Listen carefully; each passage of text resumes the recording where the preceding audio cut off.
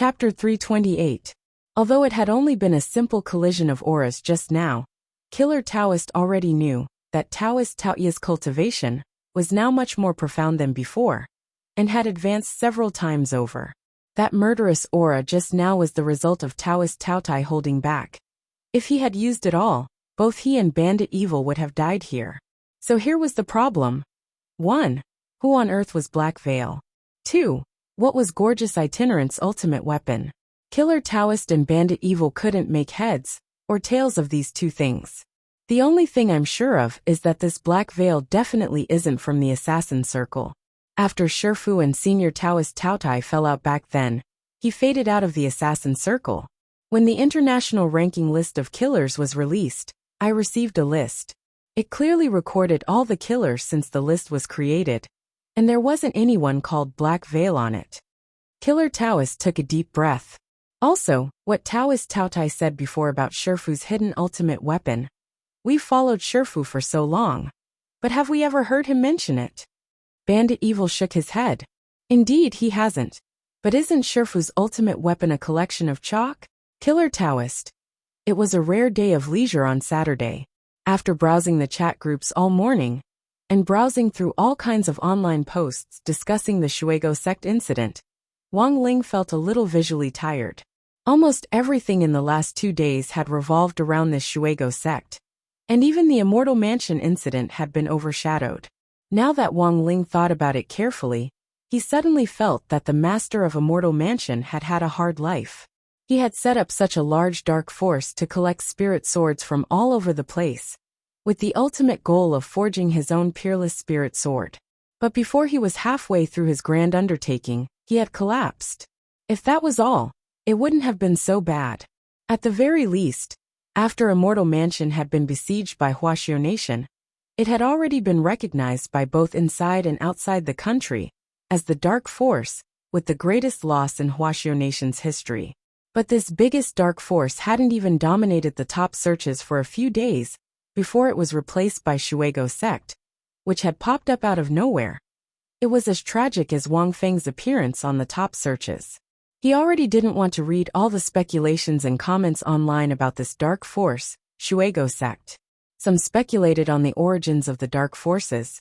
Some took the opportunity to promote boycotts against the dark forces. And there were also various light forces official Weibo on Weibo, refusing to let go of the official Weibo, forcing them to express their stance. This was like a natural disaster in a certain place, and then a group of netizens enthusiastically asked a certain celebrity to donate. At this juncture, no one wanted to have anything to do with Shuego sect. The light factions had their own considerations, and the entanglement of interests between sects was far more complicated than netizens could imagine.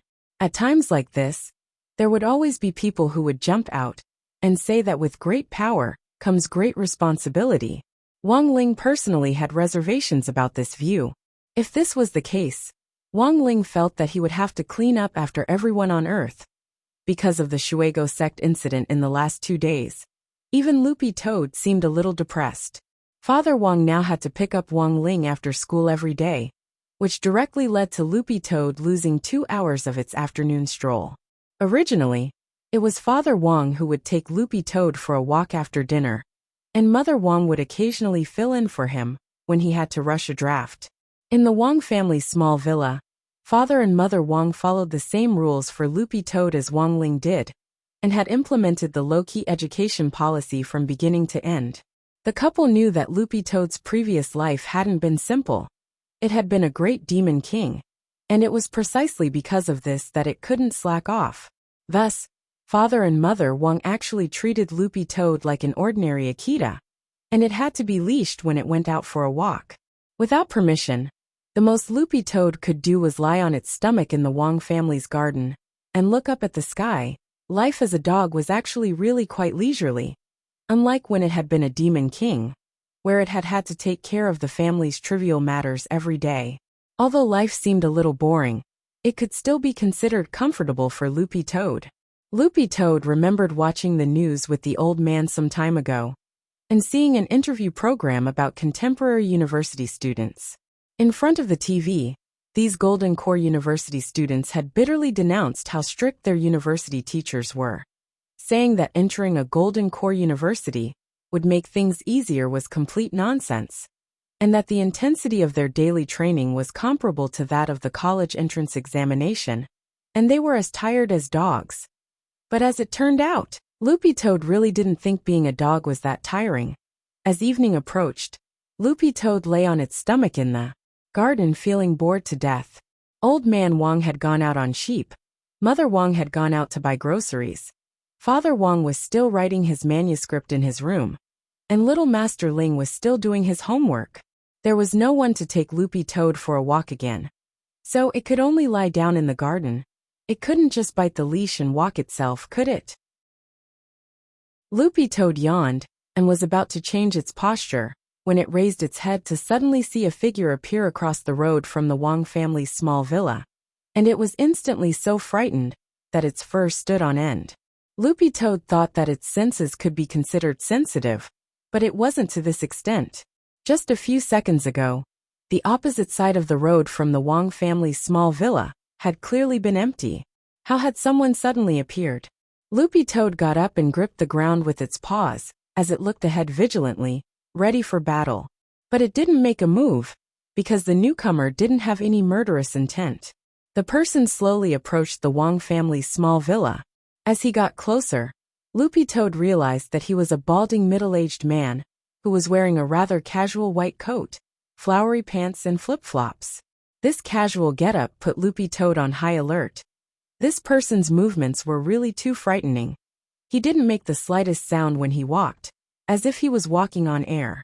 Standing at the villa's entrance, the man stared at Loopy Toad and paused for a moment before he smiled slightly. "Don't worry, I'm not looking for trouble.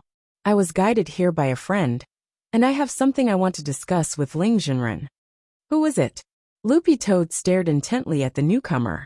Although this person didn't exude any killing intent, Loopy Toad could clearly sense the danger he exuded. Judging from his superb body movements, it wasn't hard to determine that this person was probably a killer or a bandit by profession. The middle-aged baldy stared at Loopy Toad with a harmless smile on his face. "Little Crispy." Chapter 329. Killer Taoist's visit was beyond Wong Ling's expectations. It could be said that out of all the people who had visited the Wong family's small villa, this person's aura was the best.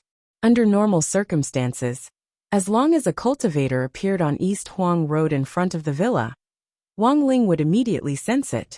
There were no more than 20 people in the entire world who had this kind of exquisite aura concealment technique. This was a compulsory course for a killer, and for a legendary killer in particular, this technique had probably already reached the pinnacle. "Is Ling Jinren busy now?" the middle-aged baldy asked Loopy Toad as he looked at the light on the second floor. Like Wong Ling, Loopy Toad had also guessed the identity of the visitor. Given his body movements and exquisite aura concealment technique, coupled with his rumored penchant for flowery underpants, Loopy Toad knew that this person had to be Killer Taoist. But Loopy Toad still couldn't quite accept his entrance appearance. He was, after all, a publicly acknowledged legendary assassin among human cultivators. Yet he came here in a pair of flowery underpants and flip-flops.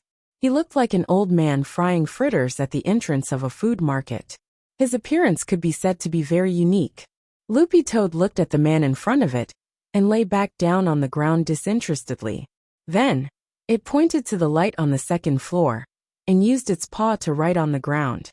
Finally, it stared at the man in front of it and stretched out a small paw to swipe its neck. This meant, "Ling Jinren is doing his homework.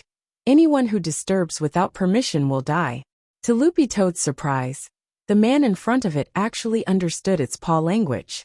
The other party just smiled and looked very easygoing. "It's fine.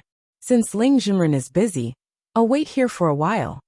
Then, he went over to Loopy Toad and rubbed its butt with his flip-flops. "Killer Taoist, make room for me." Loopy Toad. Loopy Toad was startled. Although the Wong family's small garden wasn't particularly big, it wasn't to the point where it didn't have a place to sit. "Why the hell didn't you find a place to sit with me?" Killer Taoist smiled. I see that you've been lying here for a long time. The floor must be very warm. Loopy Toad. Crazy. Taking a deep breath, Loopy Toad finally got up and moved to the side with a face full of resentment, wagging its tail. God knew what kind of special hobbies these legendary killers had. As a loyal dog that knew its place, Loopy Toad really couldn't be bothered to argue with people. It just treated it as respecting the old and loving the young. As he wished, the middle-aged Baldy sat cross-legged in Loopy Toad's original seat.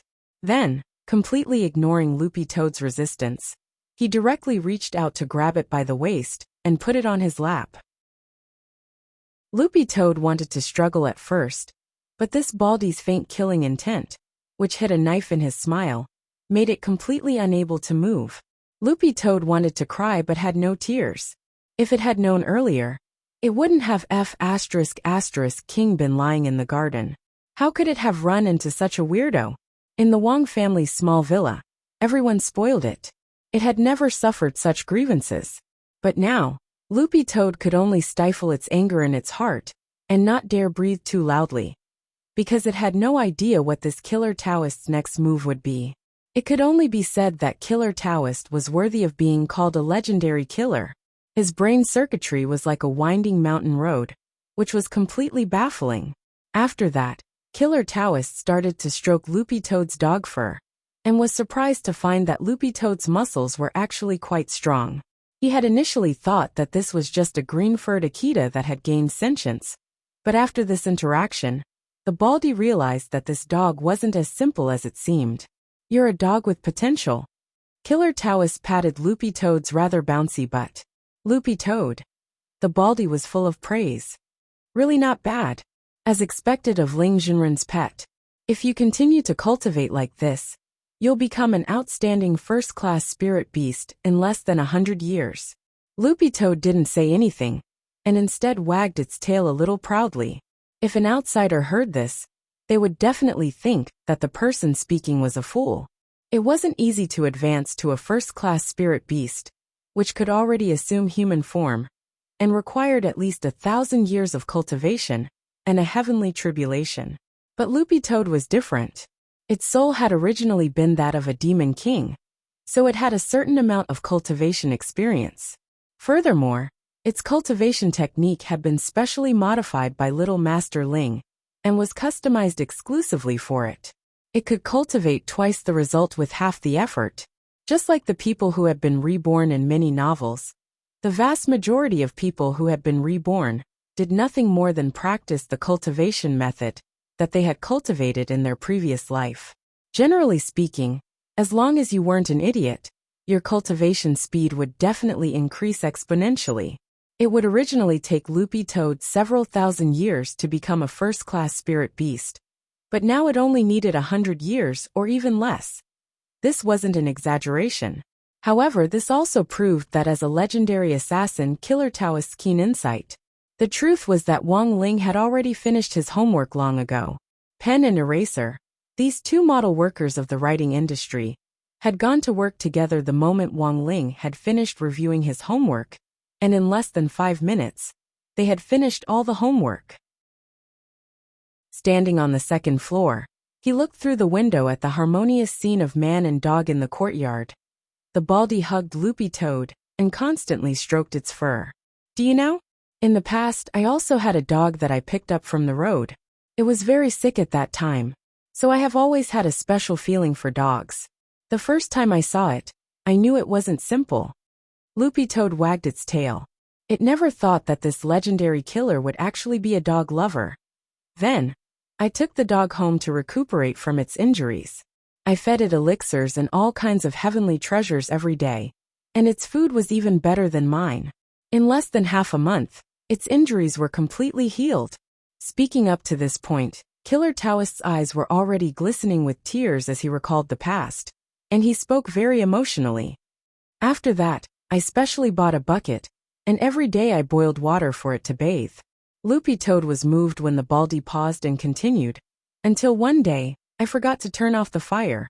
Loopy Toad. Killer Taoist. Later, I realized that guy was pretty delicious. Loopy Toad. Killer Taoist. I should say that the first time I saw it, I thought it would definitely be delicious. Loopy Toad. Saying this, Killer Taoist pointed to the glistening tear in the corner of his eye. Do you see this tear? When I think about the taste of that dog meat, it's so delicious that I want to cry. Wang Ling. Chapter 330. Just like that. The harmonious scene of Loopy Toad sitting in the small garden with the dog in his arms was shattered by this middle-aged Baldy's heartfelt and touching dog meat story. Loopy Toad blushed with shame as it lay in the Baldy's arms, not daring to move. Sure enough, this was a blatant threat, wasn't it? But to be honest, Killer Taoist's reputation as a great killer was well known both in the world of killers and in the cultivation world. All his missions were to punish evil and eliminate evil, and so far, he had never tasted failure. So while it was horrified, Loopy Toad didn't believe that this Baldy would really attack it. The most important thing was that little Master Ling was still upstairs. Wasn't there a saying that when you beat a dog, you had to look at its master first? Wang Ling's existence was Loopy Toad's greatest safeguard. This scene was seen by Baldy. The story he had told before was actually half true and half false. The purpose of telling it was to scare the dog. In the end, he realized that this green-furred dog was much calmer than he had imagined. From this, he could actually tell whether or not Ling Jinren was as strong as the rumors said. It would be great if he had the chance to fight him. It would definitely be very interesting. The Baldy stroked Loopy Toad's dog fur again, as his imagination ran wild. At this moment, the door to the Wang family's small villa suddenly opened. The light from the house shone through the gap in the door, forming a line that shone on Baldy's back. Baldy turned his head and saw a youth wearing white bunny pajamas standing in front of him. May I ask if your excellency is Ling Jinren? Before coming here, the Baldy had fantasized a lot about what this legendary Ling Jinren looked like. As the rumors said, Ling Jinren looked very young, but when the Baldy saw him with his own eyes, he still felt inexplicably alarmed. This was clearly just a child. Wang Ling didn't say anything, and just stared at the Baldy in front of him and nodded. Are you really Ling Jinren? Seeing the teenager admit it, the Baldy was flabbergasted. After a moment of silence, he continued, Can you fight me? Wang Ling couldn't believe it. His strength was actually being questioned. The Baldy cupped his fists in salute to Wang Ling. This time, Junior has come to see Ling Jinren about Shuego sect, which has been stirring up trouble recently. It's a very important matter. If possible, I hope the real Ling Jinren can come out and meet me. Wang Ling. The Baldy stared at him. Under normal circumstances, before meeting the great senior, you'd have to find someone to stop him, right? I know this trick. Wang Ling. Then, the Baldy straightaway assumed a fighting stance in front of Wang Ling. Then, little brother, please make your move. Wang Ling sighed speechlessly in his heart. This misunderstanding had escalated to this extent. If he didn't accept the challenge, it would be hard to prove his identity. This was actually one of the drawbacks of the Great Shielding Spell.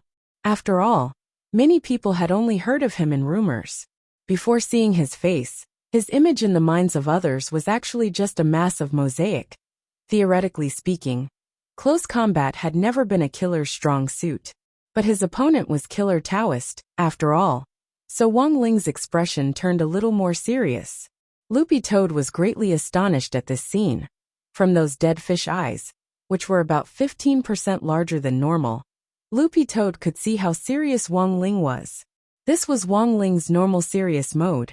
This was the first time Loopy Toad had seen its little master adopt such an attitude. The two of them walked all the way to the abandoned construction site on the other side of East Huang Road.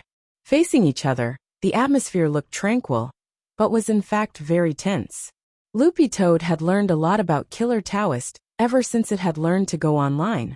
Killer Taoist had two great skills that made him famous. The first was the enemy vanquishing blink technique. Usually, when Killer Taoist went on a mission, the bodies of those vicious people who were being assassinated would be separated from their bodies in the blink of an eye. The second skill was the finger gun. Killer Taoist had used this skill many times in missions, and it had once caused a wave in the assassination circle. But on the current international ranking of assassins, No one's finger gun was more powerful than Killer Taoist's finger gun. Moreover, up until now, whenever Killer Taoist used his finger gun, every single one of his finger guns would hit its target. Little brother, are you ready? Since you're not going to make a move, I'll go first. The Baldy smiled. Seeing that Wang Ling wasn't moving, he couldn't resist the urge to attack. The Baldy raised his right hand and held out his thumb and forefinger at the same time, assuming the posture of a gun. Then, Wang Ling felt a huge amount of spirit energy molecules condense at the tip of the Baldy's index finger to form a small blue dot the size of a soybean, which contained a huge amount of spirit power. The principle behind the finger gun was actually very similar to the old devil's famous chaos ball, but it wasn't difficult to cast.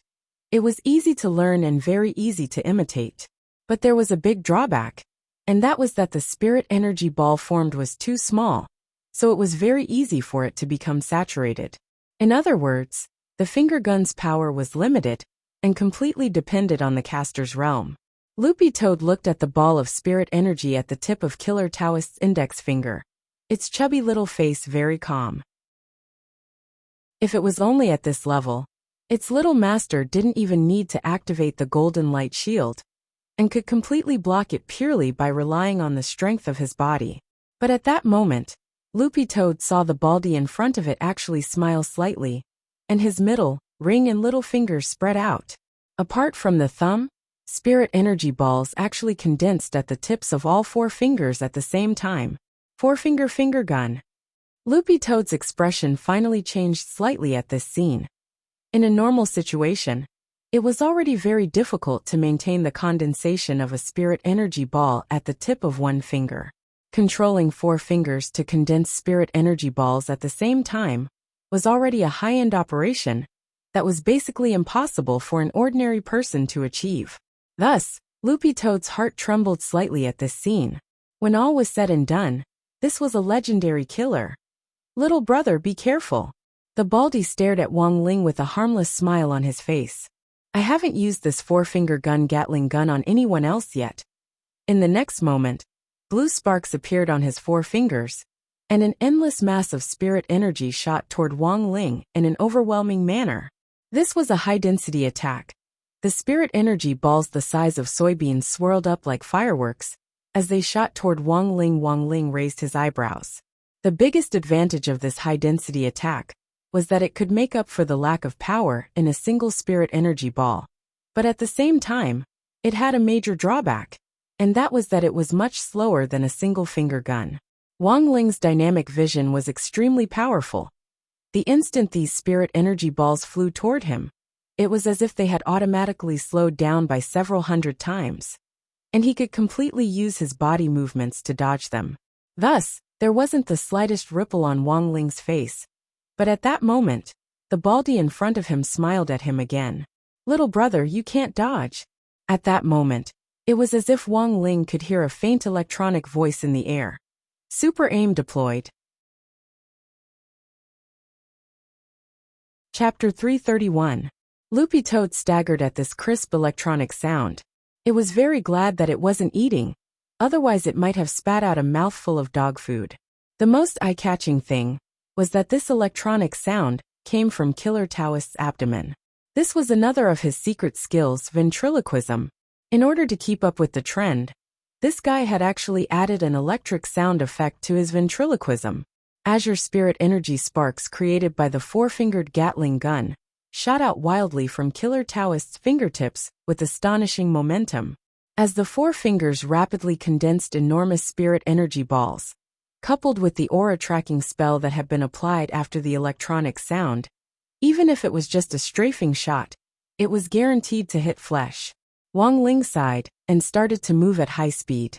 Originally, he had only needed to dodge these spirit energy balls, but now each one would track him down and hit him with precision. Thus, Wang Ling had no choice but to use high-speed teleportation to dodge. In this situation, even if he used the golden light shield, the spirit energy balls wouldn't be able to do anything to his body. However, he wasn't wearing a Taoist robe or long johns, but pajamas that hadn't been consecrated yet. The most important thing was that Wang Ling had actually bought these white rabbit pajamas less than 2 months ago. It had cost him 2 boxes of crispy noodle snacks worth of pocket money.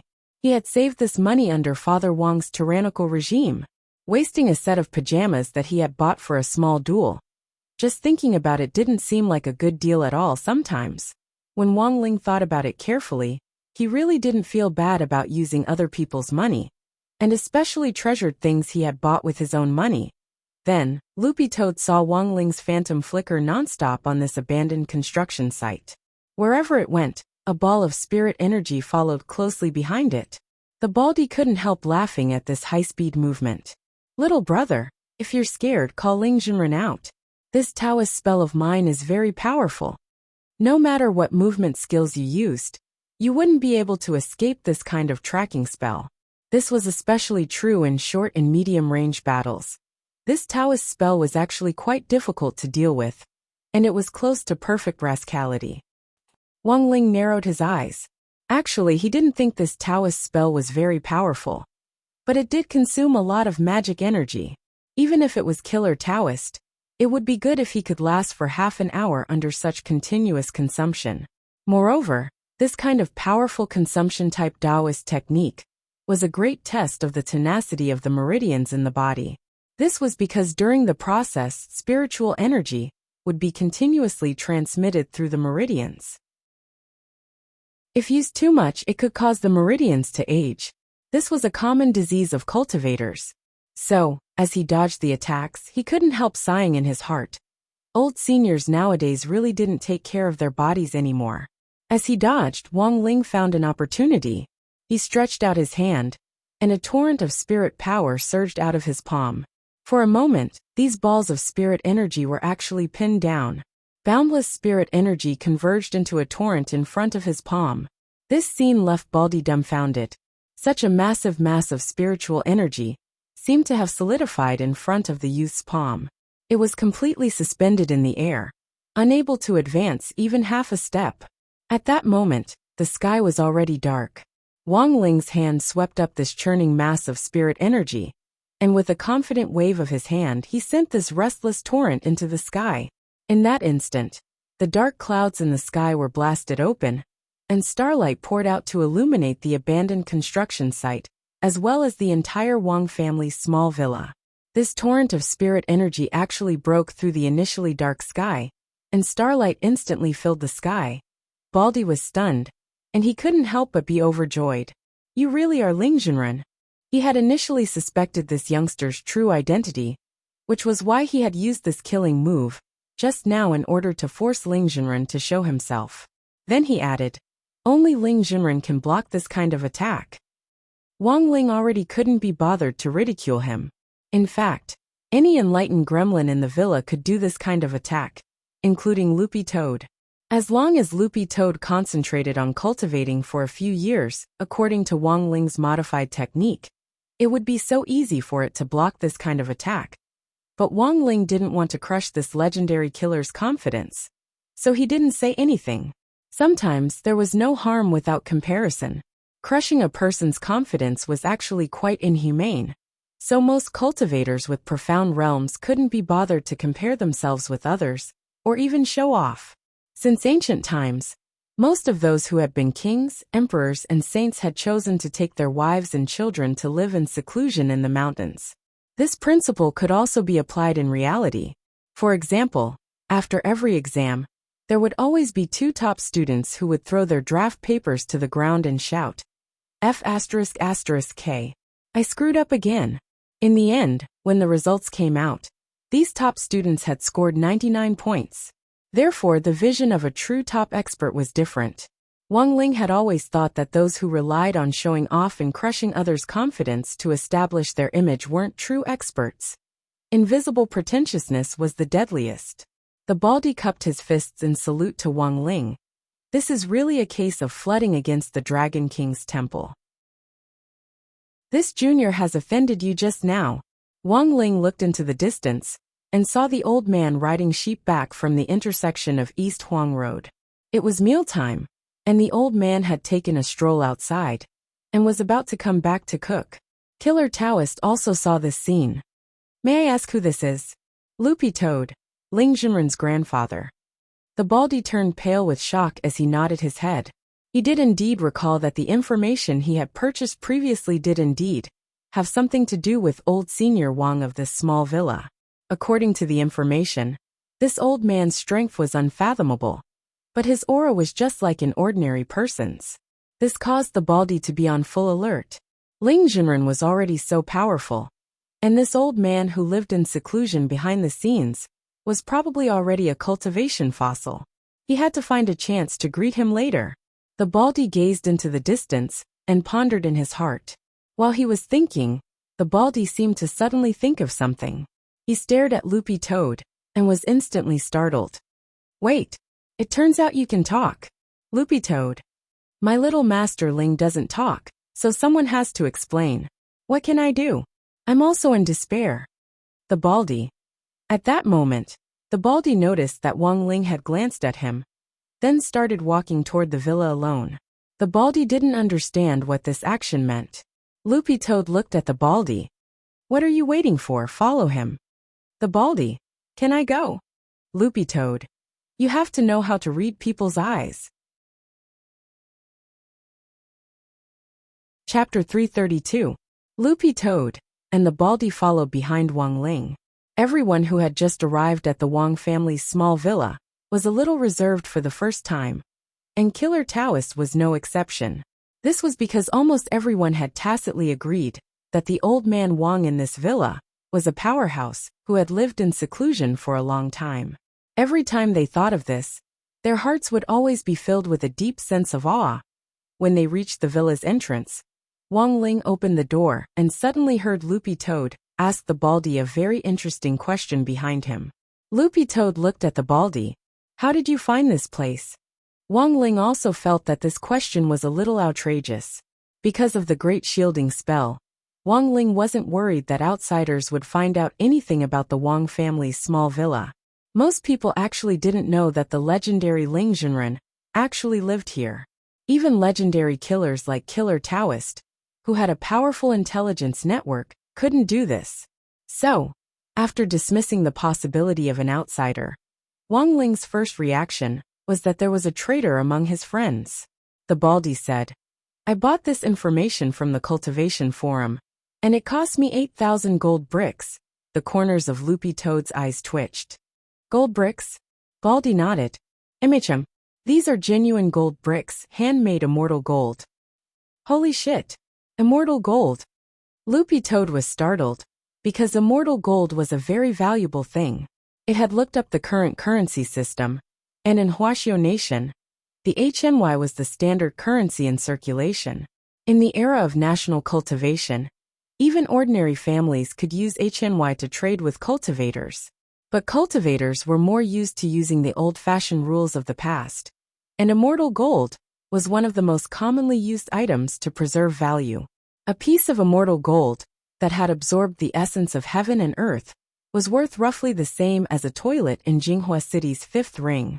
Immeasurable, Loopy Toad estimated that with 8,000 pieces of immortal gold, it could buy about 4 houses in the 5th ring, 3 in the 4th ring, 1 in the 3rd ring, and only a down payment in the 2nd ring. Loopy Toad. Then who on earth gave you this information? The baldy.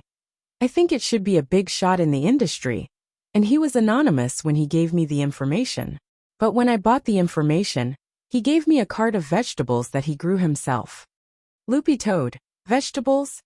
The baldy nodded seriously, and with a flash of light, a large broccoli appeared in his palm. Loopy Toad. Wang Ling. This profiteer. While the old man was preparing dinner, Wang Ling took the baldy upstairs, and didn't have any intention of making him stay for dinner. Everything had to be done in an orderly manner. After all, they weren't that familiar with this legendary assassin yet. In the chat group, only Dharmaraja and grenade throwing had been on the same table. After bringing him to the room, the baldy did not stand on ceremony. He directly sat on the floor, crossed his arms, and revealed a thoughtful expression. Sitting in a chair, Wang Ling picked Loopy Toad up and put it on his lap. He reached out and patted the dogs, but he was actually directly using Loopy Toad as a messenger. Loopy Toad stared at the Baldy. Tell me about the situation. I believe Ling Junren has already heard a lot about Shuego Sec's recent events. The Baldy didn't stand on ceremony. Staring at Wang Ling, he got straight to the point. Actually, the mastermind behind Shuego Sect was my Shirshu Taoist Tao Tai. Wang Ling's eyes twitched at this news, because he clearly remembered that old Antique had given them a theory of history lesson not long ago, and had been talking about Taoist Tao Tai and Gorgeous Itinerant. Loopy Toad. Then your Shifu is Gorgeous Itinerant. That's right, the Baldy sighed. The whole thing probably started with the grudge between the two of them. I'm still investigating the specific details. But from the clues I have, my Shirshu's purpose in establishing Shuego Sect this time was for revenge. Back then, my Shifu accidentally killed Black Gauze, my Shirshu's adopted son. Loopy Toad licked its fur. Is this person also a killer? The Baldy shook his head. No, I've looked into all the names on the killer list, but I've never seen this person's name. Also, I only found out about this when I fought with my Shirshu not long ago. It was probably this incident that caused the two of them to break up and leave the killer circle. Loopy Toad. Then why did he establish Shuego Sect? The Baldy frowned and said, Shirshu's Shuego Sect is now developing a fruit that can stimulate a foundation establishment cultivator's potential for a short period of time. According to the information I have, after eating the fruit, there's a period of incubation. Once the incubation period is over, the fruit's energy will be released, and it will be difficult for a foundation establishment cultivator's physique to suppress this energy, which will eventually lead to a spirit explosion. Spirit explosion? Loopy Toad's green fur trembled in fright, and even Wang Ling's pupils abruptly contracted. If this was the case, then Shuego Sec's purpose in releasing the 12 missing students was very obvious. This was equivalent to planting 12 human bombs in the school. The power of a spirit explosion was no different from a small nuclear bomb. Generally speaking, the higher a cultivator's realm was, the more powerful the spirit explosion would be, because they had accumulated more spirit power in their bodies. However, after those missing students ate the fruit that could stimulate their potential spirit power, they would explode on the spot if they couldn't suppress the increase in their spirit power. The Baldy sighed. I originally wanted to mediate this matter, but in the end, I was too weak and couldn't persuade Shirshu. Loopy Toad. Even you couldn't persuade him? Aren't you at the legendary level? The Baldy's lips twitched. In our killer circle, killers at the bottom are divided into third-rate to first-rate, middle-level killers are divided into high-level and top-notch, and high-level killers are divided into legendary and epic. I'm only at the legendary level. I can't beat an epic-level killer. Loopy Toad. If I may ask, what's the difference between legendary and epic? The Baldy. It's like hitting a dragon saber with a small stool in a newbie village, Loopy Toad. Furthermore, there are currently only 2 publicly recognized epic-level killers in the killer world. One is my Shifu, Gorgeous Itinerant, and the other is my Shirshu Taoist Tao Tai. Speaking up to this point, the Baldy paused. Of course, there's actually another great ancestor-level figure. That's my Shifu and Shirshu's Shifu, Numinous Mother. Both Loopy Toad and Wang Ling were blank when they heard this name. Great ancestor? Thus, Wang Ling pinched Loopy Toad's butt and motioned for it to continue asking questions. Loopy Toad. Is this person very strong? I've never fought her, so I don't know. The Baldy shook his head and said. But in our current assassin circle, all of the cultivation method atlases were written by this ghost hatchet Numinous Mother. Do you know the 1,000 Years of Anal Explosion? She's the original work. Loopy Toad. Chapter 333. Killer Taoist. 1,000 Years of Anal Explosion is publicly recognized as the most powerful assassination Dao spell in our assassin circle. If used properly, you can kill someone in one blow. But it also has a flaw, which is that it's very difficult to seize the opportunity. Usually, it has to be used with soap. Wang Ling. Loopy Toad. The Baldy said solemnly. Of course, in addition to this most powerful assassination Dao spell, Numinous Mother also pioneered a lot of ingenious things in the field of assassins. Most of the unique skills my Shifu and Shirshu have mastered came from her. Have you ever seen her in person? Loopy Toad asked. No. The Baldy shook his head. Apart from Shifu and Shirshu, no one else has seen Numinous Mother's original form. Great Ancestor is elusive, and only epic-level people can see her. At my current realm, I'll probably have to cultivate for another 1,000 years to catch up to Shifu and Shirshu before I can see her. This is one of my biggest regrets in life. However, I was fortunate enough to see the original copy of Great Ancestor's Cultivation Manual, Self-Cultivation for Assassins. Great Ancestor wrote it in her exercise books, and there were 10 of them in total. Her handwriting was beautiful. Shifu gave it to me to read. But later, the original copy disappeared. It was said that Great Ancestor confiscated it. The Baldy sighed. At that time, Shifu only lent it to me for 30 seconds, and I benefited a lot just from the contents on the title page. Great Ancestor is indeed Great Ancestor. She's amazing. In fact, even without Killer Taoist's detailed explanation, Wang Ling could already imagine how amazing this numinous mother was. The assassin circle had a very strict hierarchy, and it could be said that it was as difficult as ascending to heaven to become a legendary killer, while epic-level killers like Gorgeous Itinerant and Taoist Taotai were even harder to come by in 10,000 years. This sort of ranking among assassins had nothing to do with seniority, and everything to do with ability. In fact, Killer Taoist's skills were lower than many of the top killers on the list, but his Shifu was amazing. Coupled with his talent, he was rated as a legendary killer at a young age, and had even become the new guardian of the killer list. As the only Great Ancestor-level killer in the assassin world, it went without saying how amazing Numinous Mother was. The most important thing was that Wang Ling felt that this name sounded a little familiar.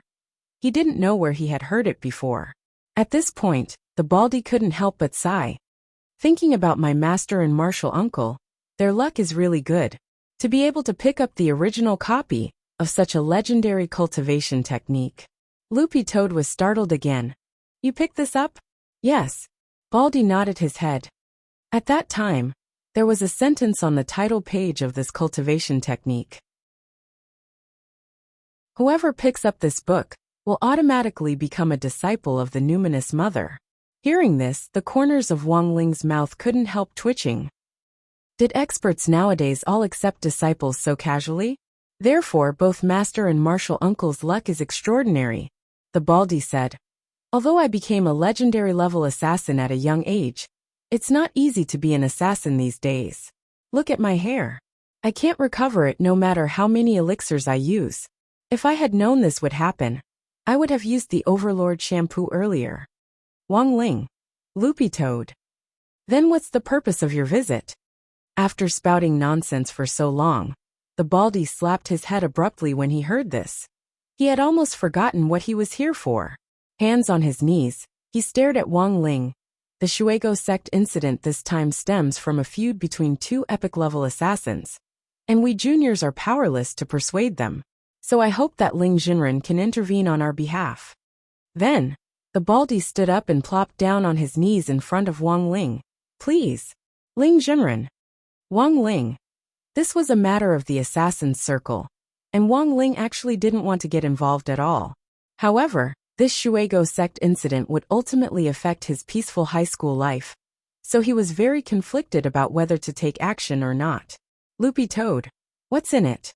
At that moment, the Baldy smiled slightly, and spirit light flashed in his hand as he took out a gold card. Ling Jinren, do you know that old crispy noodle snack flagship store on Spirit Creek Road? This is a 100-year gold card.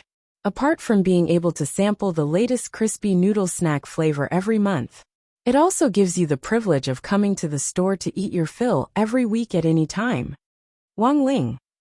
Loopy Toad. And so the operation this time was happily decided. Wang Ling felt that this was a decision he had made after serious consideration and 3 rounds of deep contemplation. It wasn't a careless decision at all. When Baldy was about to leave, Mother Wang and the old man both came back. Both of them were busy in the kitchen. Even when he reached the entrance of the Wang family's small villa, the Baldy didn't have the courage to greet the old man. Wang Ling felt that old man Wang's persona had already been thoroughly deified after all the people who visited the Wang family's small villa had endlessly imagined him. First time unfamiliar, second time familiar. There would always be a chance next time. This was how the Baldy comforted himself before he left. I'll have to trouble Ling Jinren with this matter. If you really can't persuade them, you can just teach them a lesson each, especially Martial Uncle. It would be even better if you can beat him until he's paralyzed from head to toe.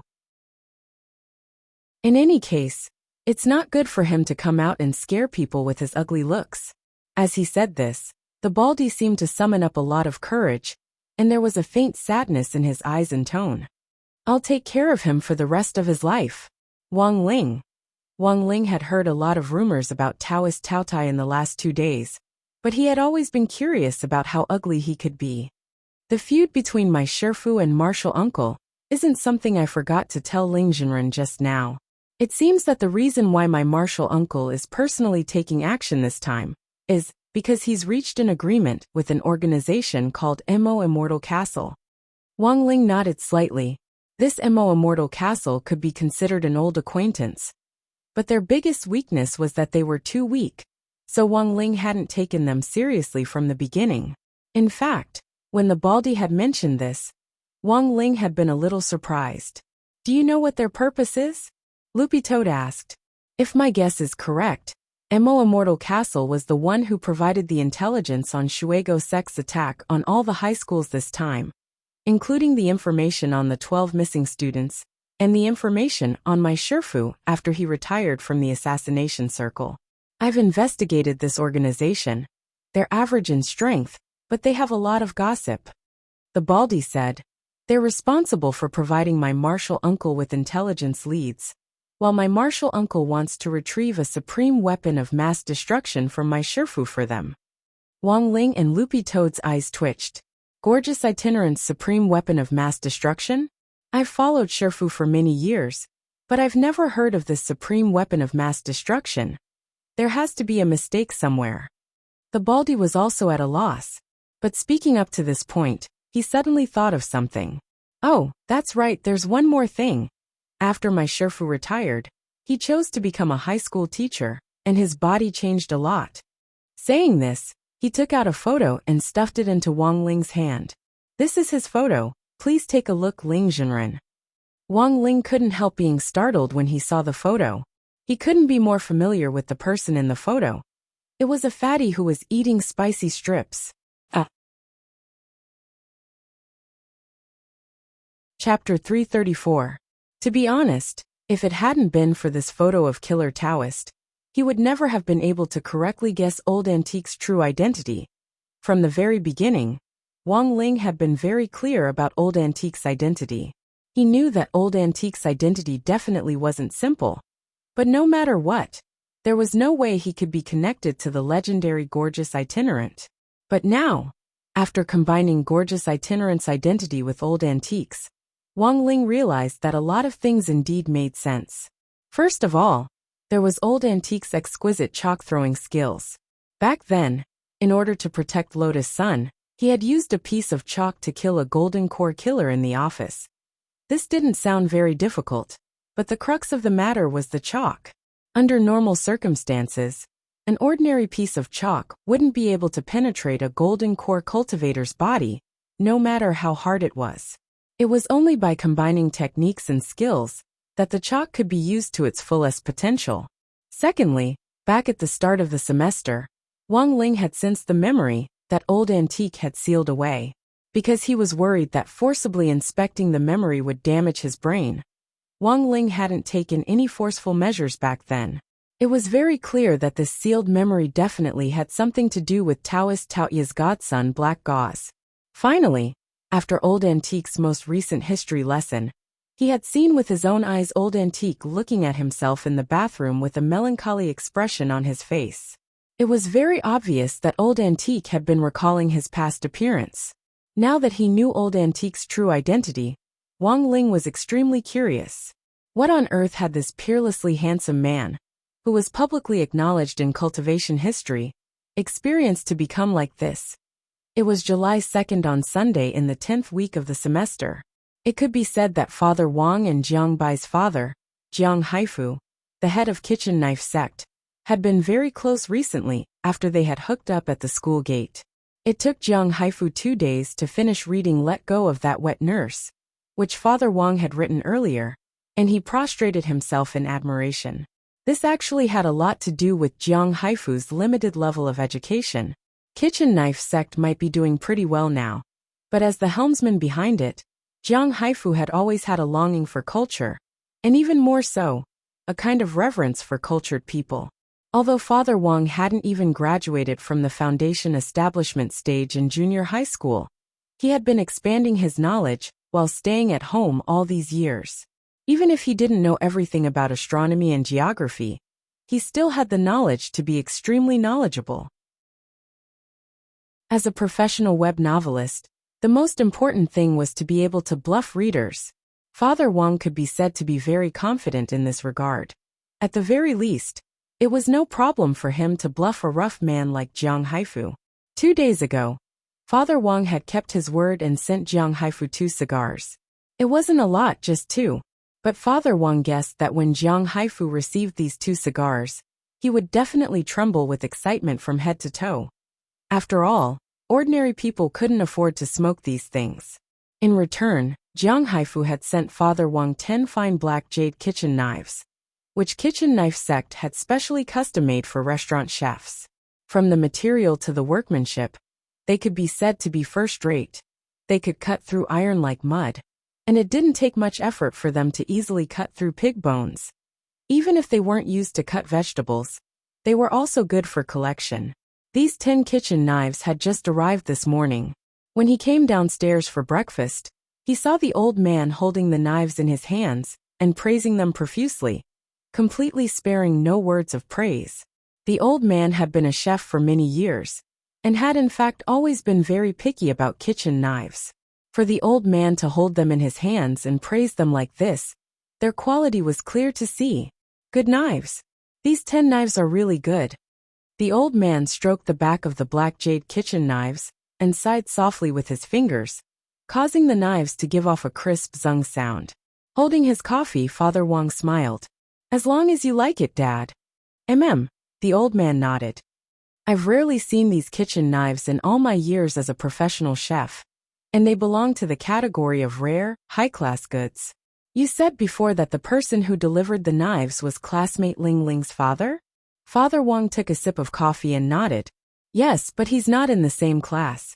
The old man laughed. That's good. Bring that kid and his father home someday. I'll compare notes with him in cooking. Father Wang couldn't help laughing. Come on, Dad. He's the head of kitchen knife sect. He's at least several hundred years old. Father Wang's words were quite cryptic, and to be honest, even Wang Ling felt that there was no way to compare them. Although Jiang Haifu's kitchen knife sect had only been established several hundred years ago, looking at its current scale of development, it could already be considered a leading brand in the food and beverage industry. The most important thing was that Kikaro restaurant, where the old man had worked, had been a subsidiary of kitchen knife sect. Now that the old man, a retired employee, wanted to compare notes with the boss, Father Wang found it funny. That's not right. The old man narrowed his eyes and smiled as he waved his hand. It's just a competition between peers. There's no difference in skill level, and it's just entertainment. You don't say. I'm actually quite confident. Never mind that he's a Chinese head of household. Even if he's a chef god, I can still win. Father Wang. Dad, sometimes you have to be a little modest. Let me tell you, if you really want to compete, he'll definitely go easy on you. The old man. Tell him before he comes. If he dares go easy, I'll have Ling Ling's grandmother look for him tonight. Father Wang and Wang Ling. The old man had always been very confident in his cooking skills. After talking about this today, Father Wang realized that he actually knew very little about the old man's experience as a chef when he was young. He only knew that back then, the old man had indeed been all-powerful for a long time at Kikaro restaurant. In the eyes of the old man's batch of retired employees back then, the old man was a legend, the kind of person who could be worshipped like an idol. All right then, I'll talk to him about it later and arrange a time. Father Wang couldn't dissuade the old man, and in the end could only smile and agree to it, treating it as an entertainment event for the old man's retirement. All right, let me know in advance when you want to come back. Sheep and I will go buy the ingredients. Also, I have a knife here that needs to be serviced. The old man was instantly amused, and he took something out of Jiang Bai's father's box of kitchen knives. It was only then that Father Wang and Wang Ling realized that there was actually a free voucher for kitchen knives in the box. Chapter 335. It was only later that Wang Ling learned that Fatty Luo's metal shop and kitchen knife sect had a very close partnership. Kitchen Knife Sect's food and beverage business was spread all over the country. In Shanghai City alone, there were no less than 100 chain restaurants of all sizes, and Fatty Luo monopolized almost all of the table knives they used. After that, Wang Ling received an assignment from the old man. He was responsible for taking the kitchen knife which the old man had kept for many years to Fatty Luo's metal shop for maintenance. It just so happened that the heavenly materials sword which he had given to Fatty Luo for research was still there, and Wang Ling could pick it up on the way. When the master of Immortal Mansion had made the sword, he had coincidentally synthesized a substance that could deal with Wang Ling. Wang Ming's previous suggestion had been for Wang Ling to pick up the sword as soon as possible and leave it to him to deal with. Before he left, Wang Ling didn't forget to put the free maintenance voucher in his pocket, although he felt that even if he didn't take it, Fatty Luo wouldn't take a cent from him. But when all was said and done, there were many times when Wang Ling didn't want to do someone a favor for no reason. What was more, this Fatty was very cunning. Fatty Luo was a businessman, and giving a businessman a chance to do him a favor would often result in him losing everything. Because he had already been to Fatty Luo's shop last time, Wang Ling already knew its general location. He just needed to teleport to the shop. When he teleported to the shop, Fatty Luo was wearing a single-sided magnifying glass as he carefully examined an ancient jade. His expression was extremely focused, and his face was still faintly flushed. Only then did Wang Ling remember that in addition to being a smith, Fatty Luo was also an antique collector. Looking at his focused expression, it was very likely that he had picked up some good treasure again. Wang Ling didn't disturb him, and just stood on the side with the glass in hand. He had teleported without making a sound, and Fatty Luo hadn't noticed him at all. Roughly 10 minutes later, Fatty Luo pinched the piece of jade between his thumb and forefinger, held it up to the ceiling light, and couldn't help praising it loudly. Good stuff. I really picked up a treasure this time. If only Ling Junren was here, he would definitely be very interested in this thing. Wang Ling. After another 30 seconds, Fatty Luo took off the magnifying glass and saw Wang Ling standing in front of him with a kitchen knife. Fatty Luo. He was so scared that all the hair on his body stood on end. He could only blame Wang Ling for hiding his aura so well that he hadn't detected it at all. But how on earth had Ling Junren come in? Ling Junren, why are you here?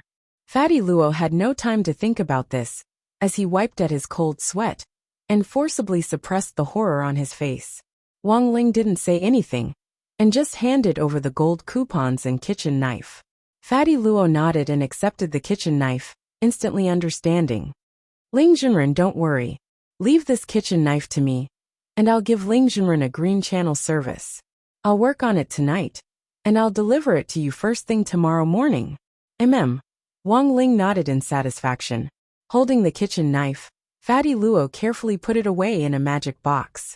This box was also a treasure similar to a storage space, but unlike other storage spaces, there were many smaller spaces inside, which Fatty Luo used specifically to receive items that needed to be repaired or maintained. Generally speaking, whether it was for repair or maintenance, the items had to be cleaned before they could be carried out, and this box actually had a cleaning function. Wang Ling watched as Fatty Luo put the old man's knife into one of the spaces, sprinkled a spoonful of gold powder inside, and then sealed the box. The sound of a washing machine instantly came from inside the box. Fatty Luo. I designed this magic box based on the principle of a cupboard washing machine. It's very useful. But the only flaw is that I forgot to add a noise reduction function when I designed it. Wang Ling. After putting the kitchen knife away, Fatty Luo patted his head, and then suddenly recalled the matter of the heavenly materials sword. That's right, Junren. I'll return the sword you left with me to analyze last time to you.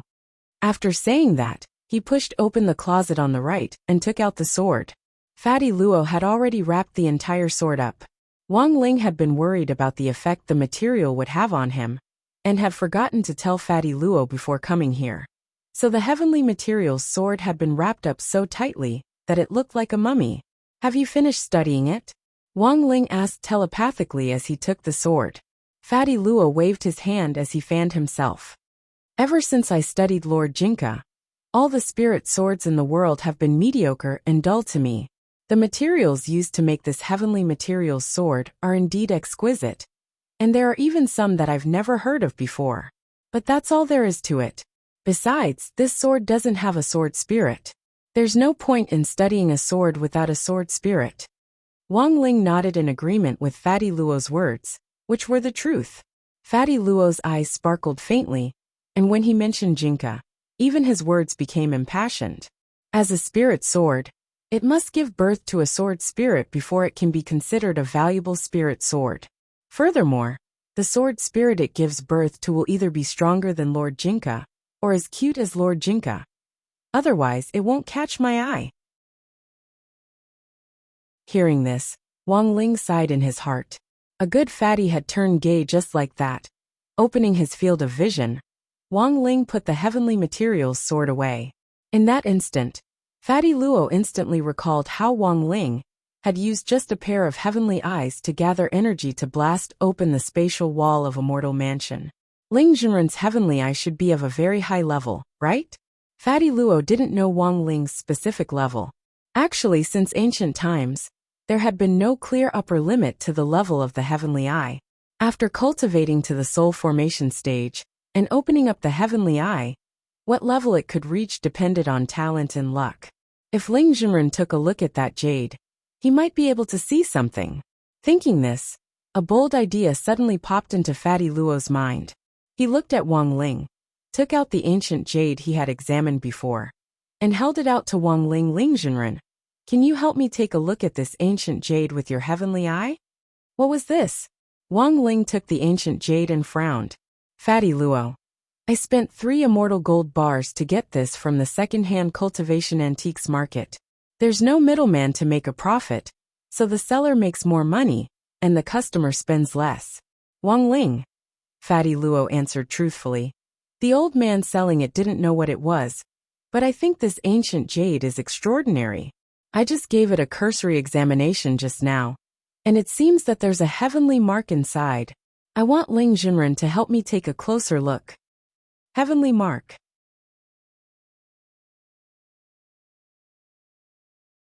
Chapter 336.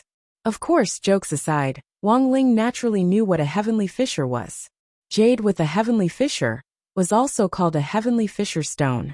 According to ancient texts, this was a product of the cremation of a true immortal expert after his death, and was somewhat similar to the sariras left behind by eminent Buddhist monks. It had very powerful hidden spirit power, and if one knew how to use it, even someone whose realm wasn't at the true immortal realm could use it to directly construct nomological powers. But since ancient times, the chances of a heavenly fissure stone appearing had been very limited. That was because when a true immortal expert reached a certain age and died of old age, they normally wouldn't order someone to cremate them and then scatter their ashes into the ocean in pursuit of poetry and faraway places. A normal true immortal expert would definitely look for a great place with good mountains and rivers, and think of a way to keep their bodies. As long as they could survive the samsara spirit tribulation, they would be able to return to their bodies and live for another 2,000 years to break through to the next realm. Thus, no true immortal would usually choose to cremate their bodies and leave behind a heavenly fissure stone. The most direct way to appraise a heavenly fissure stone was to use the heavenly eye to examine the jade and see if there were any black cracks inside. Each crack represented nomological powers that the original owner of the heavenly fissure stone had nurtured. The more cracks there were, the more valuable the heavenly fissure stone was. Furthermore, these tiny cracks were invisible to the naked eye, and could only be seen after cultivating the heavenly eye to a certain level. Thus, Fatty Luo couldn't make an accurate judgment even after observing it for a long time. His heavenly eye was too weak, and even with all kinds of appraisal magic treasures from the metal shop, he still couldn't accurately detect heavenly fissure. But whether this ancient jade had been picked up from the Cultivation antique market, and whether it was the legendary heavenly fissure stone or not, Wang Ling wouldn't be able to make an accurate judgment without using the heavenly eye. But if it really was a heavenly fissure stone, Fatty Luo would have hit the jackpot this time. Holding the jade, Wang Ling opened his heavenly eye, and his pupils instantly turned into 3 golden petals. A look of shock appeared on Fatty Luo's face. He could sense a powerful surge of spirit power surging out of those eyes. His eye power seeped into the jade. Just as Dharmaraja had said, he found a black crack in the jade. Because he had penetrated it with his eye power, he could even clearly see the jagged edges of the fissure. With his eye power, he could see the long black fissure in its entirety, which looked like a bottomless abyss. Wang Ling narrowed his eyes slightly. He felt that his power of sight could penetrate even deeper into the fissure and directly probe its depths. Then in the next moment, the scenery in front of him changed. What appeared in front of him was a blue sea and blue sky. He had actually arrived at an unknown island. Was this an illusion? Standing on the edge of a beach, Wang Ling felt the cool sea breeze blowing over him. He picked up a handful of sand from the ground and realized that this scenery was actually real as it flowed through his fingertips. Then, this probably wasn't an illusion. He speculated that it was very likely that his eye power had triggered the space hidden in the heavenly fissure. This was a space that a normal soul formation stage cultivator wouldn't be able to see through. Wang Ling vaguely felt that the person who had set up this space had probably planned this beforehand. While he was feeling puzzled, he suddenly heard a strong gust of wind behind his head.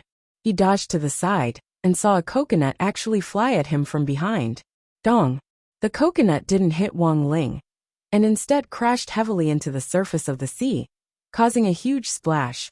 Looking in the direction where the coconut had been thrown, Wang Ling saw an old man in white slowly approaching him with a coconut in his hand. You were actually able to dodge this old man's hidden weapon. Looks like you're a powerful junior, the old man exclaimed. Wang Ling was stunned. So this coconut was a hidden weapon? What kind of freaking hidden weapon was this? Did your family use coconuts as hidden weapons? They really weren't as reliable as chalk heads. Who are you? Wang Ling narrowed his eyes as he stared at the old man in front of him and asked telepathically. The coconut old man stared at Wang Ling. My surname is Pang. And my first name is Guang. Wang Ling. Guang. The coconut old man. Don't panic. I'm a true immortal, but I definitely won't hurt you. Wang Ling. The coconut old man.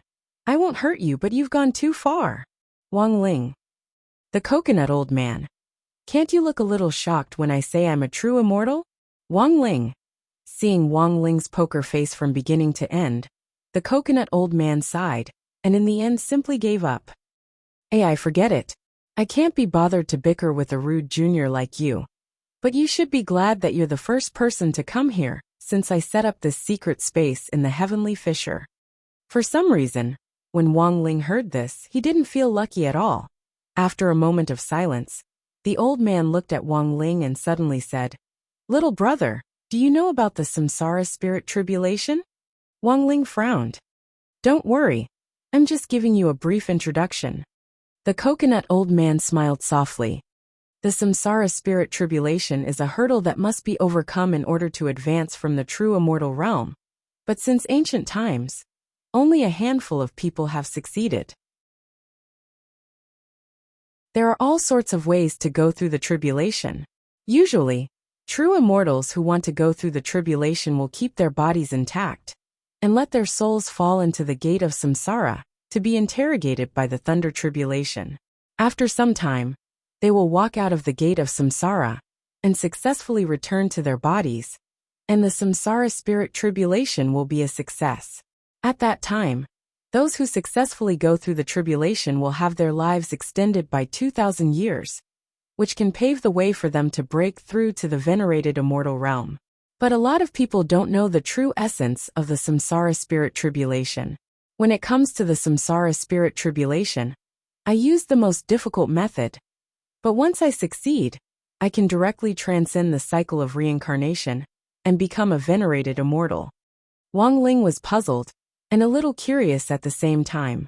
As the saying goes, break and then build. I deliberately burned my own body and asked someone to use it as a sacrifice to refine my soul, sealing it in this heavenly fissure. Given time, I just need to wait for the fated person in this heavenly fissure to set up 9,981 statues for me all over the world, and then find 99,981 disciples. That's when I go through the samsara spirit tribulation. Saying this, the coconut old man looked excited. He threw away the coconut and gripped Wang Ling's hand excitedly.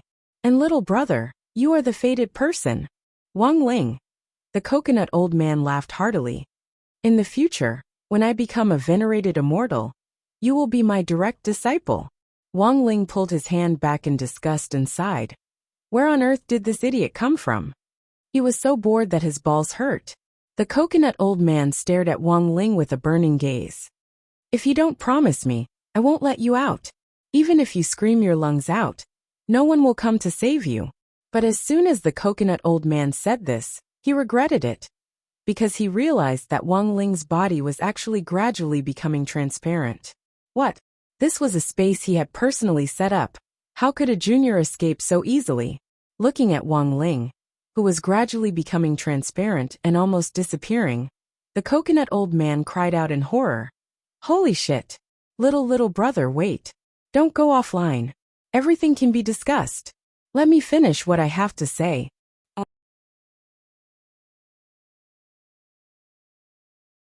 Chapter 337. There were actually a lot of ways to get through the samsara spirit tribulation.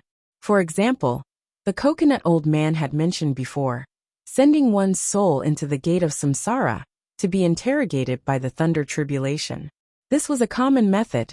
Of course, the risk was actually minimal. While the thunder tribulation was painful, in the end, it was better than taking the side road. If the coconut old man had opened up a space in the heavenly fissure and waited for his believers to come, then set up statues all over the world, after leaving the space, Wang Ling withdrew his heavenly eye and tossed the ancient jade back to Fatty Luo. Fatty Luo stared at Wang Ling hopefully and asked, Ling Zhenren, is this real? Wang Ling nodded his head.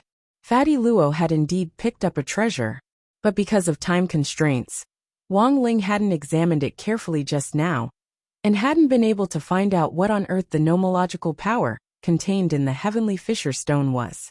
But Wang Ling's answer alone was enough to make Fatty Luo smile like an overlord flower. I never thought that I would find such a treasure just by casually looking around. Of course, Fatty Luo was happy, but Wang Ling wasn't happy at all. He had initially just wanted to help Fatty Luo verify the heavenly fissure stone's authenticity, and had never expected that there would actually be a sealed true immortal space hidden inside. Although that coconut old man didn't look like a bad person, Wang Ling had never thought that he would have anything to do with such a person. For Wang Ling, this was actually the beginning of an ill-fated relationship. A heavenly fissure stone had infinite spirit power. If you had a way to activate it, it was equivalent to having the power of a true immortal. Furthermore, the heavenly fissure stone itself could help raise one's realm, and was a priceless treasure that was hard to come by. And usually priceless treasures brought about the calamity of death. Wang Ling lowered his eyelids and gave Fatty Luo a final warning with his eyes, which could be considered a kind reminder. Fatty Luo immediately got the message. He put the heavenly fissure stone away and smiled fiercely. Don't worry, Ling Zhenren. I don't have any use for this ancient jade at this stage. At most, it's a collector's item. Wang Ling nodded and directly turned around. Fatty Luo saw Wang Ling's figure turn transparent, and then directly disappear in front of him. Fatty Luo secretly marveled at this scene. This had to be the legendary teleportation spell, right? Fatty Luo was extremely envious. Ling Zhenren's realm was really too high. Even if Fatty Luo chased him barefoot, it would take him several thousand years to catch up. When he got home, he lay on his bed and thought about that coconut old man.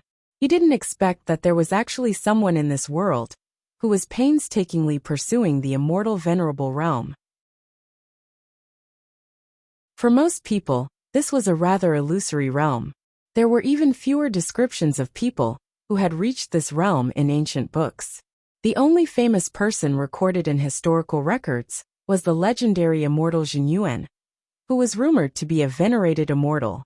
However, this rumor actually had no basis, and there was no way to verify it. Wang Ling clenched his fists. The Dao Talisman seal on his arm was to help him better control his aura and suppress his spirit energy in order to maintain a normal standard of living. But when he needed to burst out with power, he could still display astonishing strength. Take the last time he had closed the gate between worlds with one arm. He remembered that he hadn't taken off the Dao Talisman, but he had already unleashed the power of a true immortal. If he took off the Dao Talisman seal, even Wang Ling himself didn't know what would happen. After lying in bed for a while, Wang Ling suddenly felt like his eyelids were fighting to stay open, and he actually felt a little sleepy. This was strange to Wang Ling ever since he was a child. He had a problem with not liking to sleep. He could count the few times he had felt sleepy on his fingers. Had he used up too much energy using the heavenly eye just now? Wang Ling didn't know that using the heavenly eye to observe the heavenly fissure had actually consumed so much of his eye power. But on second thought, Wang Ling felt that using the heavenly eye to observe the heavenly fissure shouldn't have been enough to make him feel sleepy. Using the heavenly eye to leave the old man's space should have consumed most of his eye power. When he had been in the space on the island, Wang Ling still remembered that coconut old man's solemn vow that there was no way he could leave the space. Unfortunately, it wasn't up to the coconut old man to decide whether Wang Ling wanted to leave or stay. After taking the old man's kitchen knife to Fatty Luo for maintenance, Wang Ling had originally planned to come back and review his homework a little. But now that he was feeling so sleepy that he stuck to the bed like glue, he didn't want to move at all.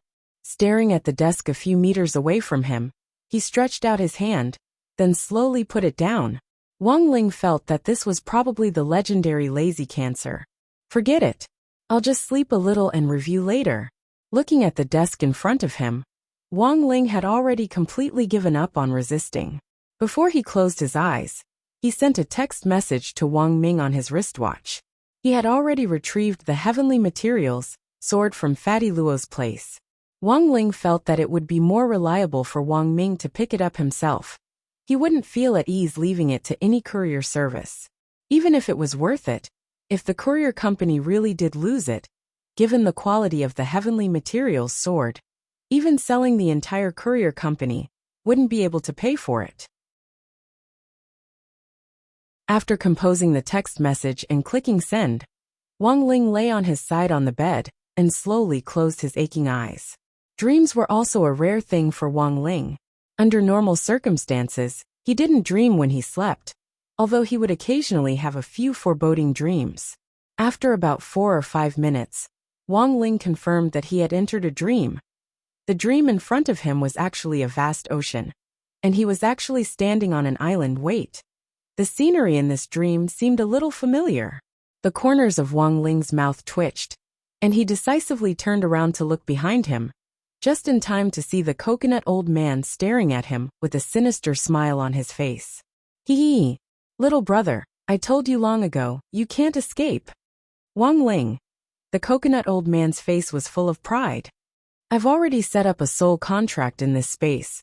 The first person to enter the space will automatically sign the contract. From now on, when you dream, you'll dream of me.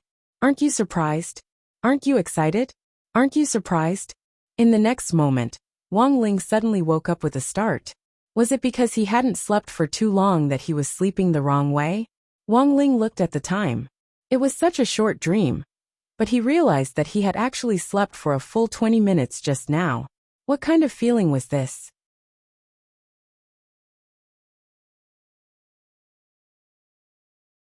Chapter 338.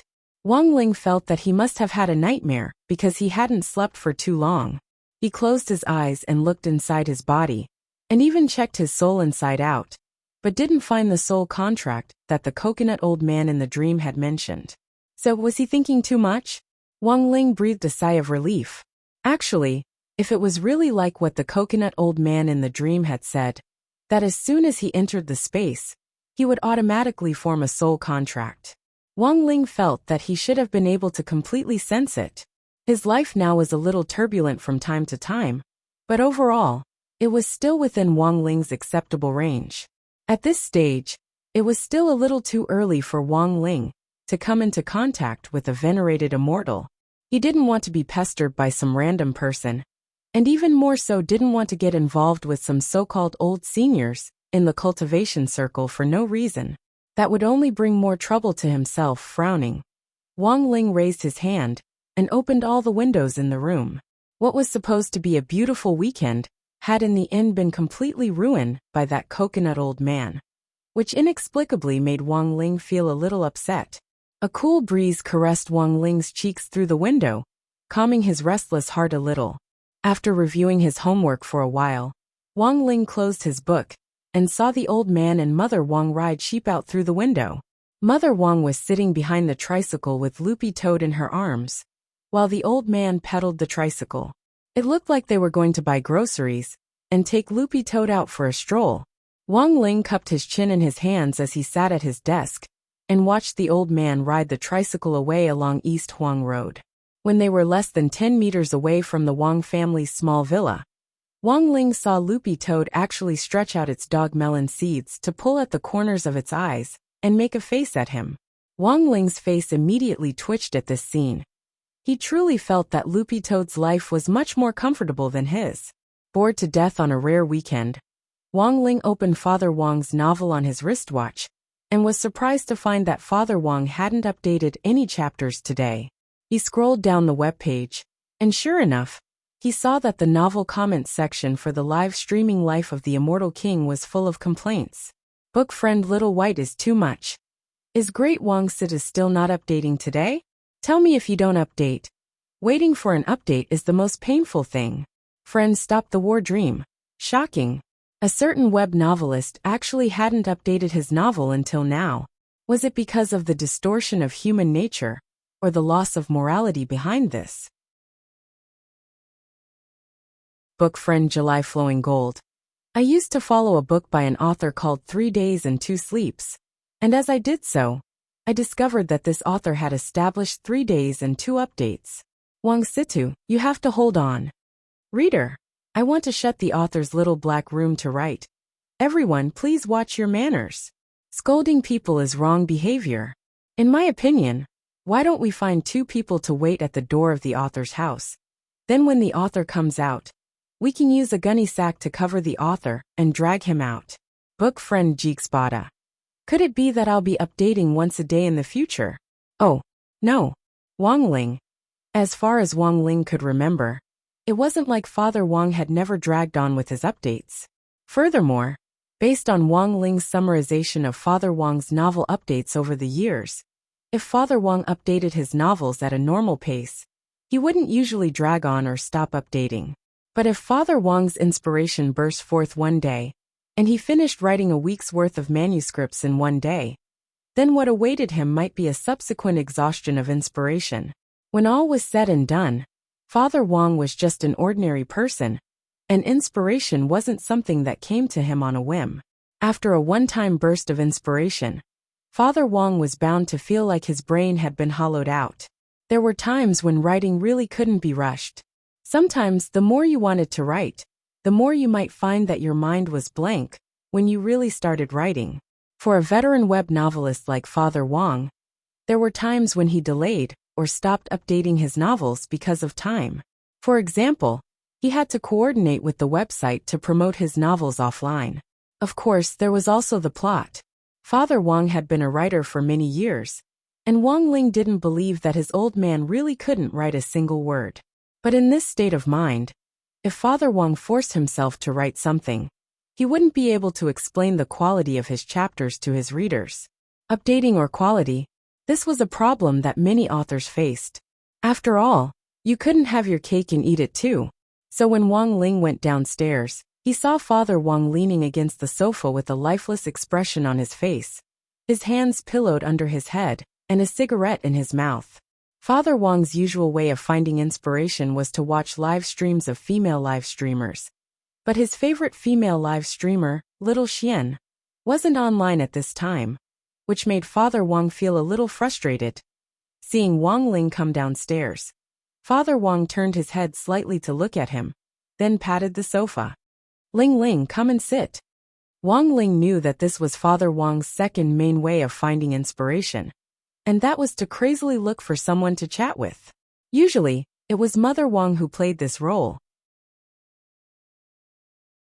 But now that Mother Wang had gone out with the old man to buy groceries, Wang Ling was once again surprised to find that he had unexpectedly become the spare tire.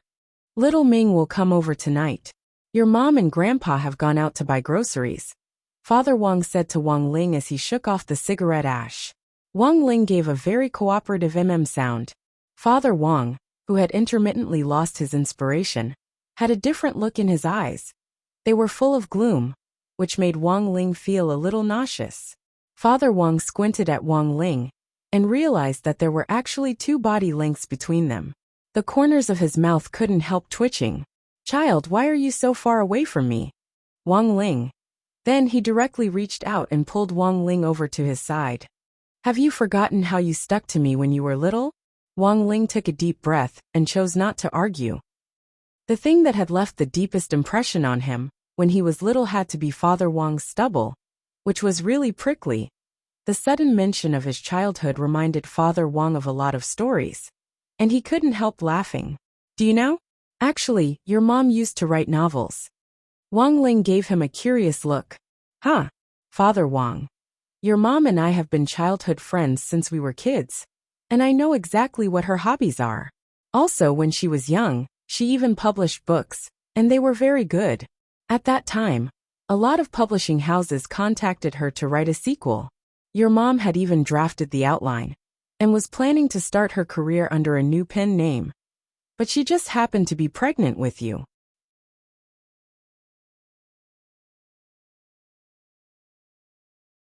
Chapter 339. Later, in order to take care of you, your mother discussed it with me and stopped writing. She was determined to become a full-time wife. Father Wang leaned against the sofa with a cigarette between his lips, but his eyes were no longer dejected, and were instead filled with happiness as he reminisced about the good old days. When Wang Ling thought about it carefully, it seemed that this was the first time he had heard his father talk about the past. Wang Ling also hadn't expected Mother Wang to have actually written novels before he was born, and it seemed that they were pretty good ones. "What about the name of the novel?" Wang Ling couldn't help asking telepathically, very curious. Father Wang cupped his chin in his hand as he thought for a bit.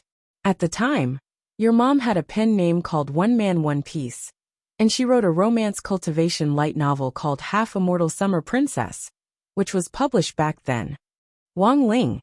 After it was published, the publisher found that the book sold surprisingly well, but a lot of readers sent letters complaining about the pen name. So after that, your mother decided to change to a new pen name before she started writing the next book. But at that time, your mother had already written the outline, but she wouldn't tell me her pen name. I heard that it was a novel about the cultivation world, and I was looking forward to it for a long time. As he spoke, Father Wang ground the cigarette butt in the ashtray and couldn't help laughing. "Now, I think I'll ask little Ming about it, maybe he'll know." Wang Ling. Father Wang. "Do you know about the time capsule?" Before your mother decided to close it off, she sealed all the outlines she had written in a capsule and gave it to little Ming. At that time, the paper she used to write on was very rough, and little Ming said that sealing it in this way would ensure that the paper wouldn't be damaged. I'm guessing that when Xiaoming received the outline in drafts, he had probably already read them. Hearing this, the corners of Wang Ling's mouth couldn't help twitching. It wouldn't have mattered if it was anyone else, but if it was Wang Ming, it was indeed possible that he would do such a thing. Furthermore, Wang Ming himself was actually a fan of novels. Even though he clearly couldn't cultivate, he would often imitate the plots of cultivation novels and do some crazy things. Wang Ling's curiosity was piqued again. In any case, Wang Ming would come over later, so he could just drag him upstairs and ask him. Besides, Wang Ling himself was very curious about Mother Wang's unpublished work. As he was thinking this, he heard the sound of the villa door opening. Out of the corner of his eye, he saw Lai Mingming very skillfully push open the door and enter. The door of the Wang family's small villa had a fingerprint lock, and as Father Wang's exclusive, he had already entered Lai Mingming's fingerprint into the lock roughly 2 weeks ago. Father Wang still hadn't updated today, so Wang Ling knew that Lai Mingming was most likely here to urge him to update. Ordinary website writers would never be able to enjoy the treatment of an coming to their door to urge them to update. "Hi, Wang Ling. You're home." Lai Mingming grinned and greeted Wang Ling. Then his face immediately turned cloudy as he stared helplessly at Father Wang. "I say, Brother Wang, why haven't you updated today? Didn't you save a lot of manuscripts?" Taking a leisurely sip of coffee, Father Wang replied, I'm done." The corner of Lai Mingming's mouth twitched. "If I recall correctly, there should be 200,000 manuscripts in stock." Father Wang. They're all used up, Lai Mingming." Father Wang sighed. "Recently, a nouveau riche reader came and said that he would tip me 10,000 for each additional chapter. I couldn't help it and sent them all." Lai Mingming covered his face. "Brother Wang, you have to control yourself. Premature ejaculation is bad behavior." Father Wang and Wang Ling. Lai Mingming. "Go upstairs, I'll help you sort out the plot." Father Wang shook his head. "It's not about the plot this time, but a new character has appeared in the novel, but I don't know how to act it well. It's best to find someone to act it out. I've already prepared the props." "A new character?" Lai Mingming cupped his chin in his hand and thought for a bit before he nodded. "Then let's stick to the old rules. I'll act it out for you." "What style?" Father Wang. "A dark maid lowly in a Gothic style." Lai Mingming smiled. "It's just women's clothing, I don't care. It's not my first time." Wang Ling. Father Wang. "You have to drip wax." Father Wang. "I want to see the truest reaction. Only then will the readers feel it's real." Lai Mingming's eyes welled up with tears. "Come on. I'm ready to sacrifice myself for the organization." Wang Ling. "So, what kind of play was this?" Wang Ming arrived early in the afternoon before the old man, and Mother Wang came back from grocery shopping. When Wang Ling opened the door, he saw Wang Ming standing at the door with a melancholy expression on his face, and Jai Yin following closely behind him. The last time Wang Ling had turned Jai Yin away, it was because Mother Wang and the old man had been cooking in the house at that time. So it was fine if they hadn't seen him.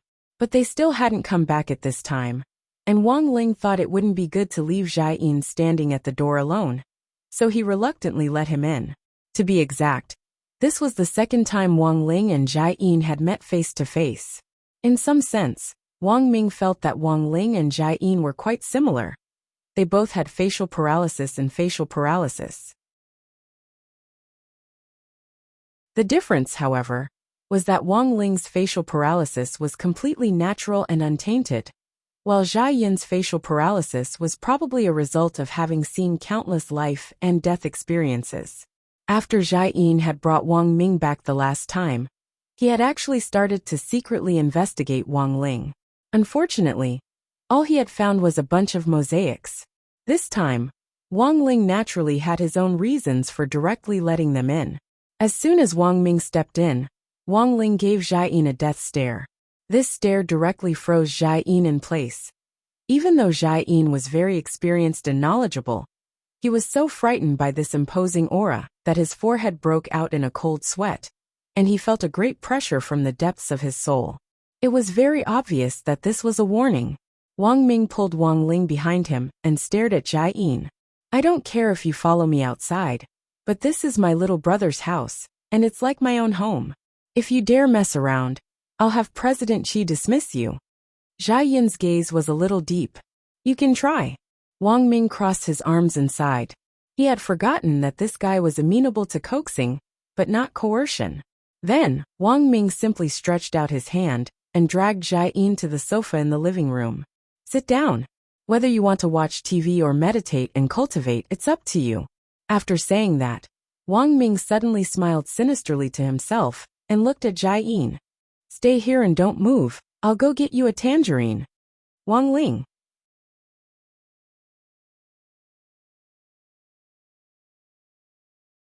Chapter 340.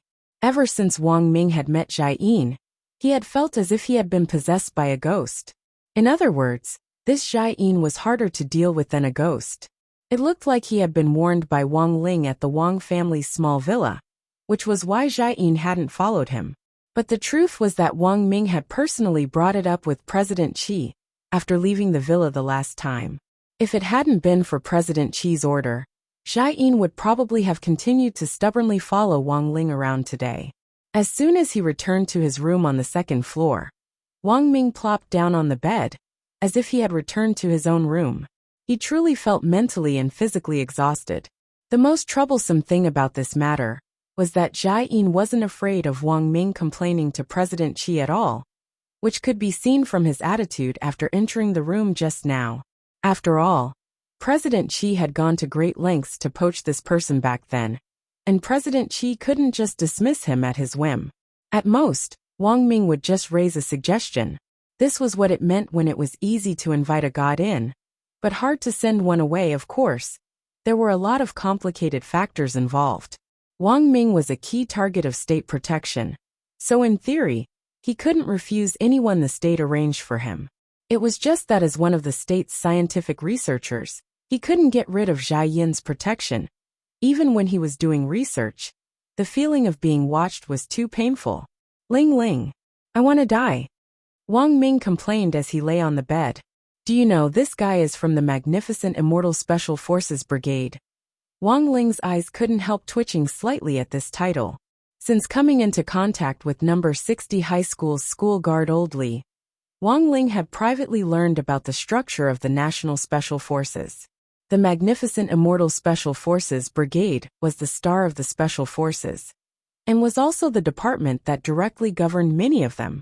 In comparison, 7 stars, where Old Li was, could only be considered a small branch. Anyone who came out of Magnificent Immortal was an expert, and definitely had impressive strength. Now you should know why President Qi can't send him away after poaching him, right? Wang Ming looked at Wang Ling and sighed helplessly. Also, this guy's identity is very special. Wang Ling? Question mark. Magnificent Immortal owns Huaxiao Nation's largest depository of Buddhist texts, which contains a lot of secret manuals that have been passed down since ancient times. Back then, in order to protect the depository of Buddhist texts, the country specially set up a special force to protect it all day, and Magnificent Immortal was founded on this foundation. Wang Ming said, Do you know the Sweeping Divine Monk? Wang Ling nodded. That guy's status is about the same as the Sweeping Divine Monk. He used to look after the scripture pavilion under Magnificent Immortal, and his position was equivalent to that of a librarian. I don't know what kind of snake poison it was, but old Qi dug it up and left it with me. Wang Ling. Perhaps it was because he had been tormented by Jai Yin every day during this period of time. Wang Ming complained to Wang Ling upstairs for a full half an hour before he was able to vent his pent-up frustrations. He knew that Wang Ling's room had a soundproof barrier, so he wasn't afraid of Jai Yin hearing him at all. It had been fine when no one had followed him before, but now that Jai Yin was with him, Wang Ming even had to check his phone's text messages from time to time, which annoyed him. But despite all his complaints, Wang Ling actually knew that Wang Ming had his own selfish motives. Since Wang Ming couldn't be driven away, there was always value in keeping him around. Apart from protecting Wang Ming, Jai Yin actually had another great potential that could be unearthed. In some sense, Wang Ming felt that Jai Yin's brain was also quite exquisite, and wasn't inferior to his most powerful brain at all. After all, Jai Yin had been in Magnificent Immortal's scripture pavilion for hundreds of years, and was now a mobile scripture pavilion. Wang Ming. Ling, you say that this Jai Yin has such a vast store of knowledge. Then is there any record in the scripture pavilion that can help me cultivate? The corners of Wang Ling's mouth twitched. What kind of nonsense was this guy thinking about? Wang Ming had been unable to cultivate since he was a child because of his physique. But physique wasn't something that could be changed just because you wanted to. Of course, if Wang Ming really wanted to cultivate, it actually wasn't impossible. Wang Ling knew a forbidden spell that could be used in an equivalent exchange, and the most valuable thing on Wang Ming's body was his brain. Exchanging his brain for the possibility of cultivating. In Wang Ling's opinion, this was no different from being mentally retarded.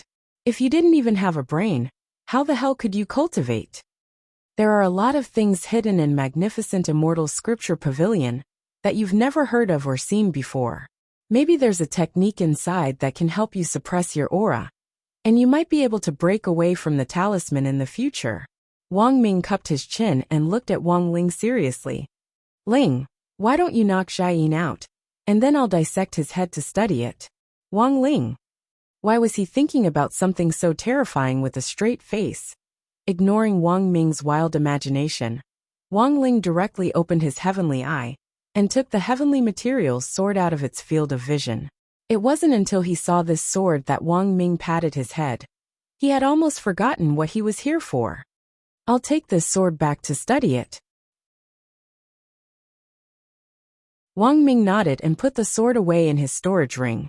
The ring was charged with spirit energy. Otherwise, Wang Ming wouldn't have been able to operate the storage space at all without spirit energy. When the ring ran out of spirit energy, Wang Ming would recharge it.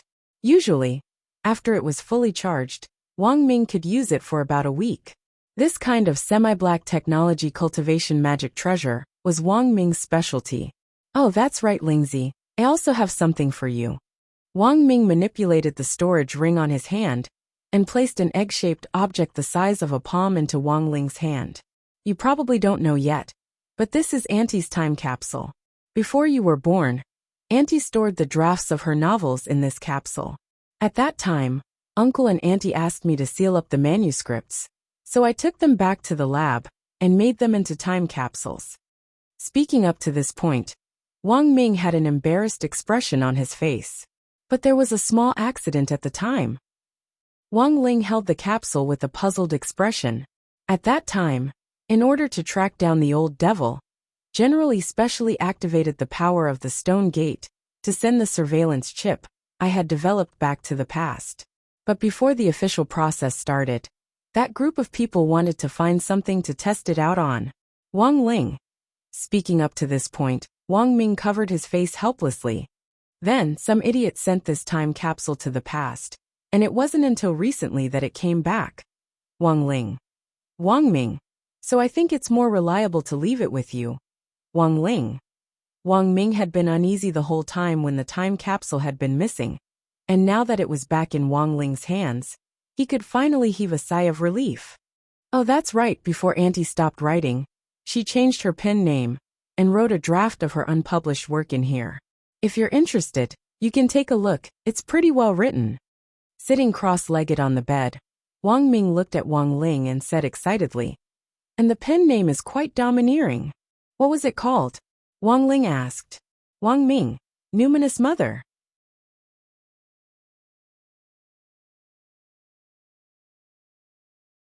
Chapter 341. That night, Wang Ling read all the manuscripts in the time capsule.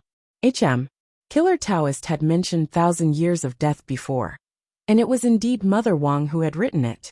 It came from the outline of a sect of killers in Mother Wang's unpublished novel, and 1,000 years of death was just a small skill in this sect.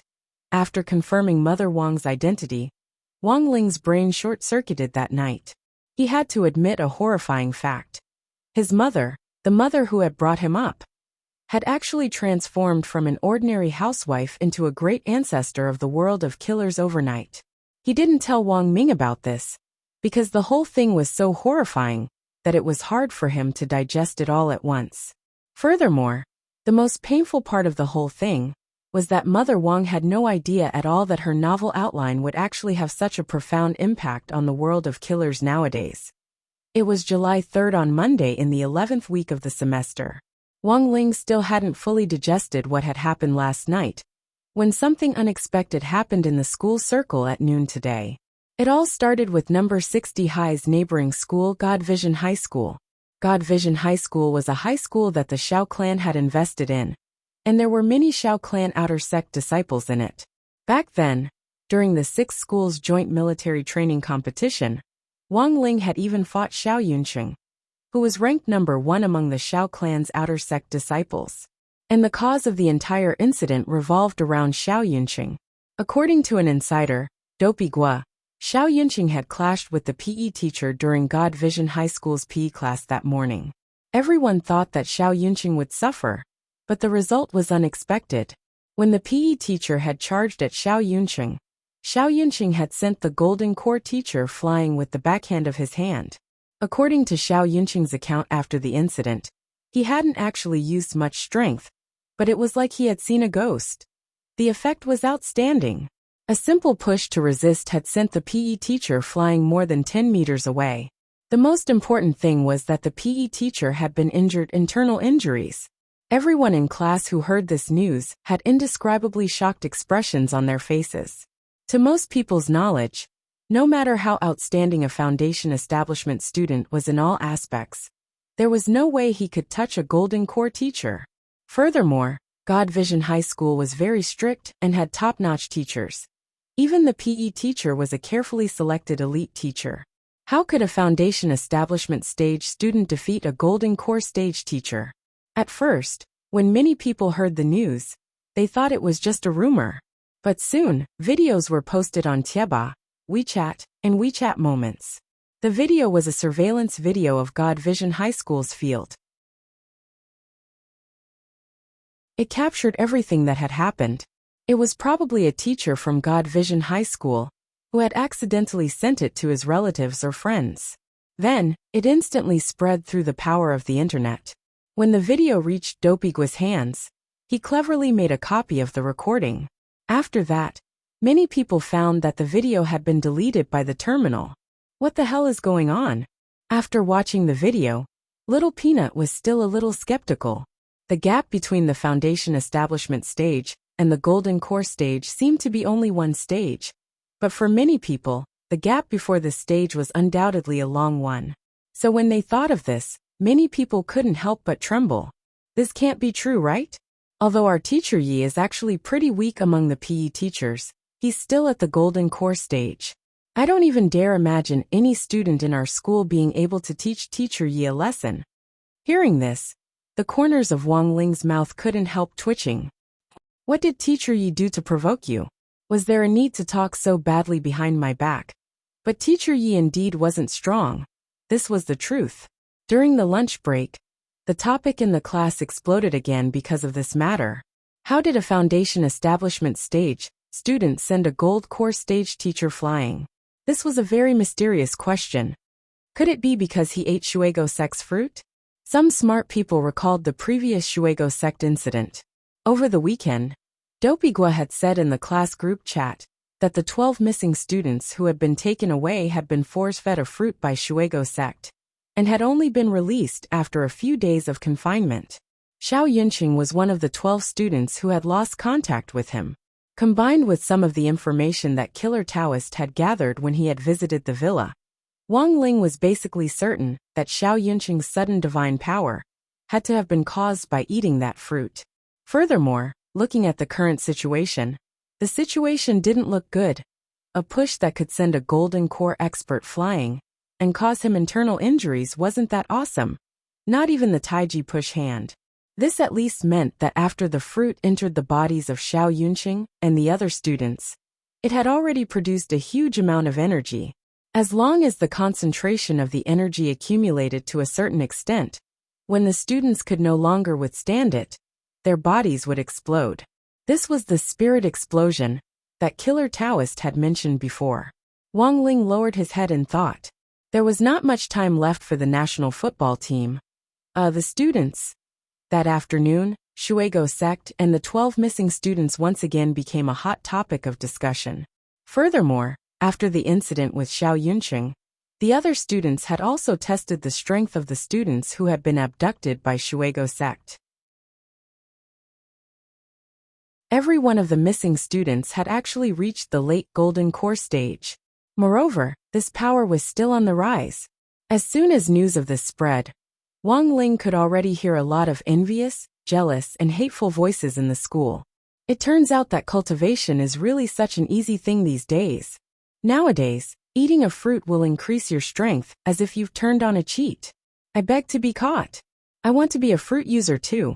Before school was over in the afternoon, Wang Ling had already seen a lot of students on Tieba asking Shuego sect to take them away to eat fruit and transform their bodies, in some envious or teasing tones. Even the top students in the school would inevitably feel a ripple in their hearts when they heard about this, let alone those students who were usually slightly weaker. In the final analysis, this matter returned back to the stone ghost mask incident from back then. Countless cultivators listened to the rumors and chased after the stone ghost mask like a flock of ducks, all for the sake of inheriting the so-called orthodoxy and taking a shortcut in cultivation. But did real cultivation really have a shortcut? When Wang Ling got home that evening, he received a rare express delivery. The sender of the express delivery was anonymous. Wang Ling opened the package and saw that it actually contained a fiery red fruit. Wang Ling narrowed his eyes and quickly opened the class group chat. Sure enough, there were other people in class who had taken photos and posted them in the group, saying that they had received the fruit. Furthermore, more and more people gradually sent messages, saying that they had received the fruit. Based on this situation, Wang Ling estimated that all the students at number 60 high had probably received one. Now, he knew why Shuego sect hadn't attacked number 60 high before.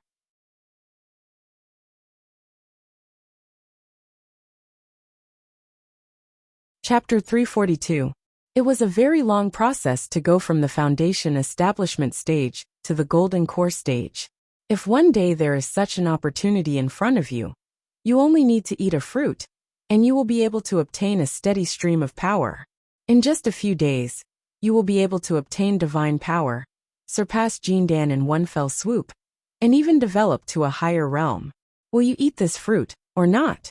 If they knew that they didn't have to bear any risks, Wang Ling felt that most people would choose to eat it without hesitation. But now, no one knew if there would be any other side effects from eating this fruit. Perhaps some people would eat it, but when Wang Ling looked at the chat logs in the class group, he saw that most of the people in class were actually rational. They weren't affected by Xiao Yunqing's display of invincible might during the day, when he had sent a golden core teacher flying. There were no shortcuts in cultivation. Similarly, there was no such thing as a pie falling from the sky for no reason. Wang Ling felt that this couldn't be considered a mistake on Shuego sect's part. Although the majority of the students were rational in this situation, there were bound to be a lot of them who chose to eat the fruit. Because for Shuego sect, as long as one student from number 60 high ate the fruit, their plan would be considered a success.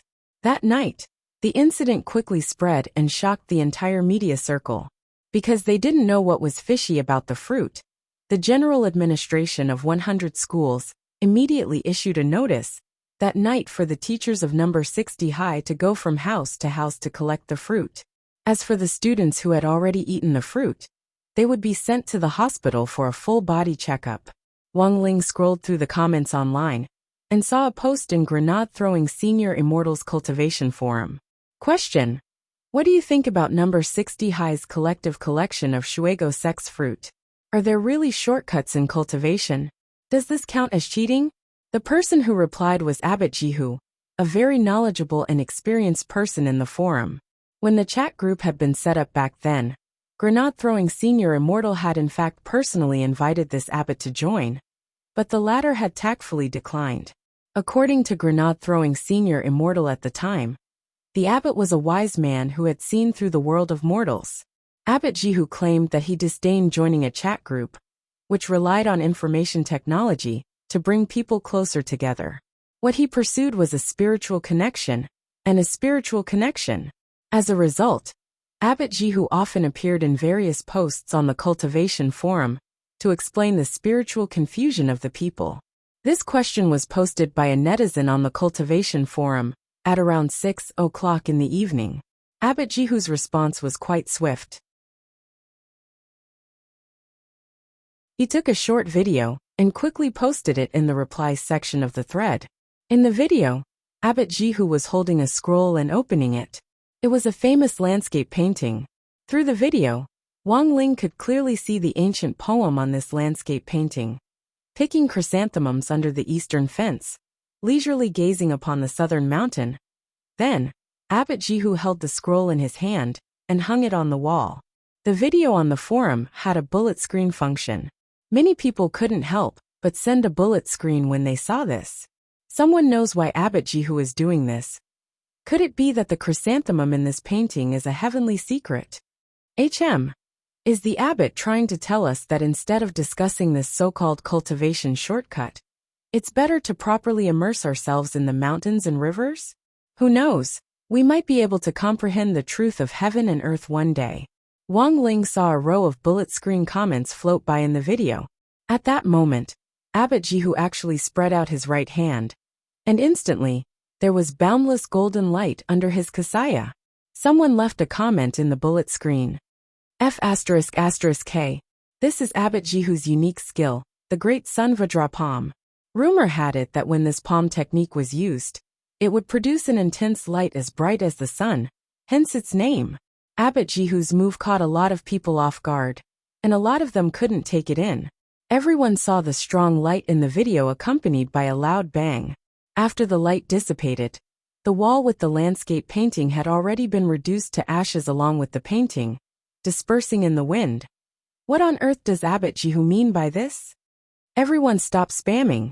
Listen to Abbot Jihu's explanation. At the same time, a lot of bullet screen comments popped up. After tearing down the wall, Abbot Jihu slowly turned around and gave the camera a Buddhist salute. Amipa. Excellent, excellent. There are no shortcuts in cultivation to begin with.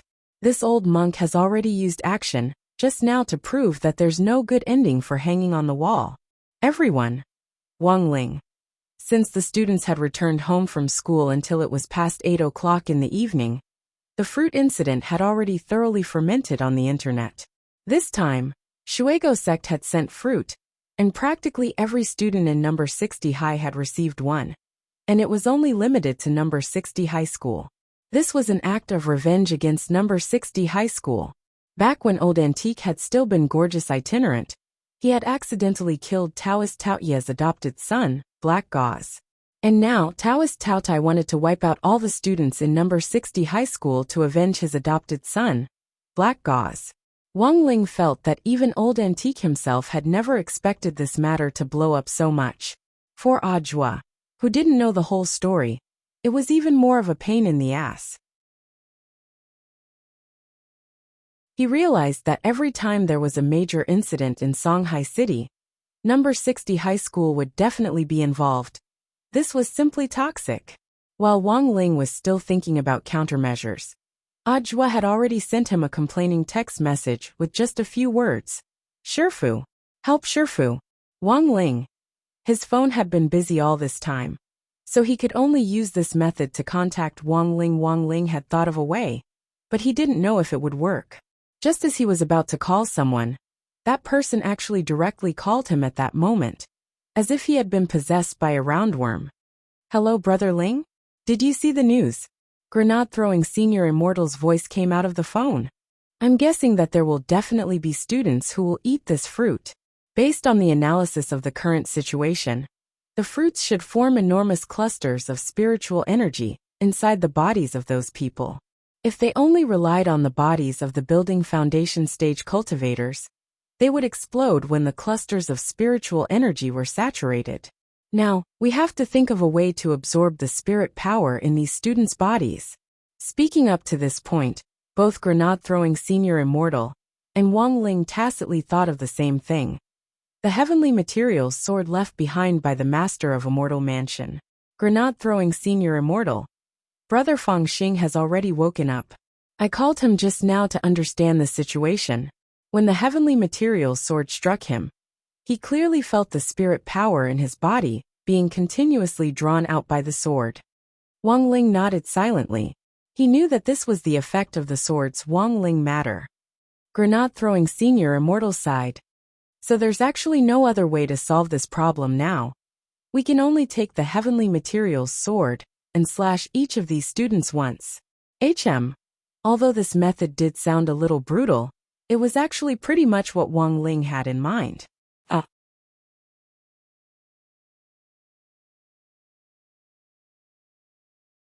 Chapter 343. After the call with grenade-throwing senior immortal, Wang Ling immediately sent a text message to Wang Ming. Wang Ming had just retrieved the heavenly materials sword, and Wang Ling couldn't directly touch it. This was a very important matter, and someone had to handle it. Wang Ling felt that it wouldn't be a bad idea to leave it to Wang Ming. The heavenly materials sword didn't have a sword spirit, so there was no need to worry about how to control it.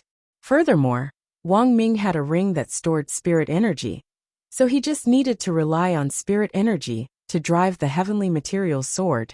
And even Wang Ming would be able to use it easily. In the research room, Wang Ming was exceptionally excited when he received Wang Ling's message. Relying on his own strength to save those lost lambs, wandering the cultivation path, gave Wang Ming a secret sense of satisfaction. Although Wang Ming had been born unable to cultivate because of his physique, the heroism in his heart was much more intense than that of an orthodox cultivator. He had left the heavenly materials sword in the research room and hadn't had time to seal it up. Wang Ming took off the ring on his finger which stored spirit energy and connected it to the spirit power crystal on the side. The light on the ring flickered rhythmically. After about 5 minutes, Wang Ming took off the ring that was full of spirit energy, raised his hand to pick up the heavenly materials sword from the table, and tiptoed out of the research room. But just as he approached the door, he sensed an icy aura behind him, and a hand rested on his shoulder, scaring him so much that he shivered all over. "It's so late, where are you going?" Jia Yin's voice sounded. Wang Ming secretly heaved a sigh of relief, and pretended to be calm as he looked at Jia Yin. "Oh, I'm going for a walk." Jia Yin folded his arms and looked at him. "I'll go with you." Wang Ming hadn't expected that his plan to save the world would actually be thwarted here, before he could even sell it. No, he couldn't give up. "I'll be back soon. I'll give you the night off. You don't have to follow me around." Wang Ming knew that Jia Yin was the type who could be persuaded by reason, but not cowed by force. At a time like this, a stern reprimand was completely useless, and would only serve to add fuel to the fire. "If you're coming back immediately, why did you fill your ring with spiritual power?" Jia Yin stared at Wang Ming with an unreadable expression, making him shudder. Wang Ming had heard from President Qi before Jia Yin had been transferred to the depository of Buddhist texts as a librarian in the magnificent Immortal Special Combat Brigade. She had mainly been involved in criminal investigation. Furthermore, she had done a lot of research on criminal psychology and had written a famous book called Psychological Intoxication. Wang Ming had been dubious before, but now he could finally verify the authenticity of this matter. Wang Ming felt like that fish in a song, and now he was very irritated. How did that song go again? He couldn't help but turn into a stubborn fish, swimming alone against Jia Yin. He couldn't break free. He couldn't escape. Wang Ming struggled endlessly in his heart, and simply felt the urge to cry. "You can't fool me. President Qi gave me the task of following you closely." Jia Yin's gaze was fixed on Wang Ming. People always looked guilty when they lied, and Wang Ming was of course no exception. He looked away with a face full of shame, unable to meet Jia Yin's gaze. He couldn't tell what on earth was in this gaze. It looked cold, but there seemed to be a kind of blazing heat in it. No, this was an illusion. This had to be a F***king illusion. The corners of Wang Ming's mouth twitched. Jia Yin was a man. How could a man look at him with such passion? But on second thought, Wang Ming cupped his chin in deep thought. He wondered if it was possible that Jia Yin was gay and had taken a fancy to him. This was a pretty bold idea, but Wang Ming felt that it was indeed possible. Thinking this, Wang Ming patted Jia Yin on the shoulder and sighed. "It's not your fault, it's my fault." Wang Ming felt that it must be because he had teased Wang Ling too much, which was why Jia Yin had the misconception that he was gay. But the problem was that Wang Ming was F***king straight. Straighter than a guess pine tree. "Jia Yin." "Wang Ming. I know. I've always been a smart, tall, handsome, tender-skinned straight-A student like me. and I've always been full of controversy and admiration. In fact, I've always had people pursuing me since I was a child. Jiayin. Wang Ming. Actually, I'm very pleased that you fell for me. It shows that you have high standards. Jiayin. Wang Ming.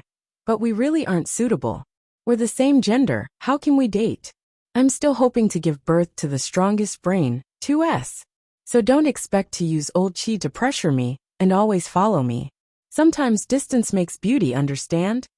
Hearing this, Jiayin's face had already turned red, and he said in a very low voice, "You say that again." Wang Ming was very patient as he repeated each word. "I said only distance produces beauty. There's no chance between us." Jiayin took a deep breath, and finally couldn't take it anymore. "I'm a woman. You idiot." Wang Ming. Huh. Wang Ming felt like his 3 views had been severely impacted. You're Hua Mulan who joined the army in place of your father. That's not right, your stomach muscles are as hard as stone. How can you be a girl? Jiayin. Anyone who was brought into magnificent immortal at a young age would have abdominal muscles as hard as stone after cultivating for a few hundred years. Furthermore, there's no rule that says girls aren't allowed to have abdominal muscles. Secondly, judging gender by muscles alone, I seriously doubt that your title of the strongest brain is a gift from the supermarket. Wang Mingjiang Xinjiang stared at Jiayin suspiciously. Actually, it would have been better if Jiayin hadn't said anything. Now that she had mentioned that she was a girl, when Wang Ming carefully examined Jiayin's ice-cold face, he really did notice some feminine details.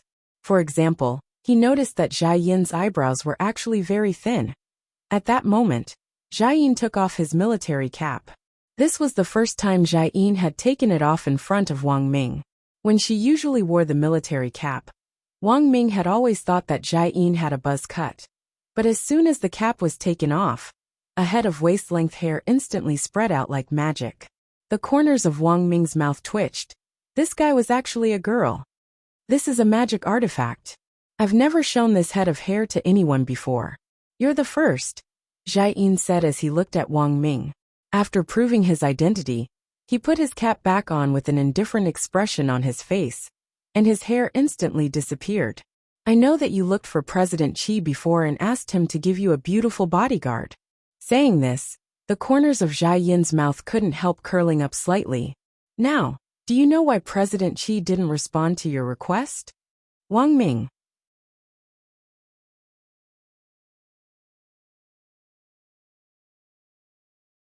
Chapter 344. Wang Ming realized a very serious problem. He realized that he had been tricked by President Qi, and very thoroughly at that. If Jiayin hadn't personally confessed to him today, he would never have thought that she was actually a F***king girl. He was amazed to realize that there really were 3 genders in this world: men, women, and Jiayin. In that instant, Wang Ming's heart was filled with despair. Why did she have to let him know about this? After Jiayin revealed her identity, Wang Ming was well aware that this guy was completely fixated on him. There was no way he could hide this. And if he wanted to go out, he would have to go through Jiayin. Wang Ming grit his teeth. Big sister, I beg you, can you be magnanimous and let me go? No way. Jiayin shook her head and said indifferently in a cold voice. After the negotiation failed, Wang Ming sighed helplessly and leaned against the door of the lab. Don't you know that something happened at my little brother's school? I have to go help him. You mean the Shuego sect incident? Jiayin's eyes darkened. Of course she knew. This incident had alarmed the media 2 hours ago, and when she turned on her phone, practically all the apps had pushed this news. But when she saw Wang Ming seriously say that he was going to help, she still couldn't help sneering. What do you think you can do? Are you a cultivator? Or a savior? Someone will deal with this matter, and my job here is to protect your brain. Wang Ming smiled bitterly and couldn't help retorting, Don't look down on me. Given my brain, even if my IQ was the square root, it would still be higher than your IQ squared. After saying this, Wang Ming clearly felt the temperature around them plummet. Jiayin looked at him coldly. Say that again? Wang Ming didn't look her in the eye, and hurriedly turned his head to change his words. Well, what I mean is, if you want to follow me, just don't get in my way. It's rare for my little brother to text me to ask for help. How can I refuse? Jiayin gnashed her teeth. Don't worry. President Xi only gave me the task of protecting your brain. Whether you live or die has nothing to do with me. That's good. Please don't interfere. Speaking up to this point, Wang Ming was amused.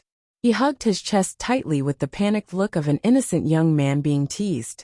Then he looked at Jiayin with a despicable expression.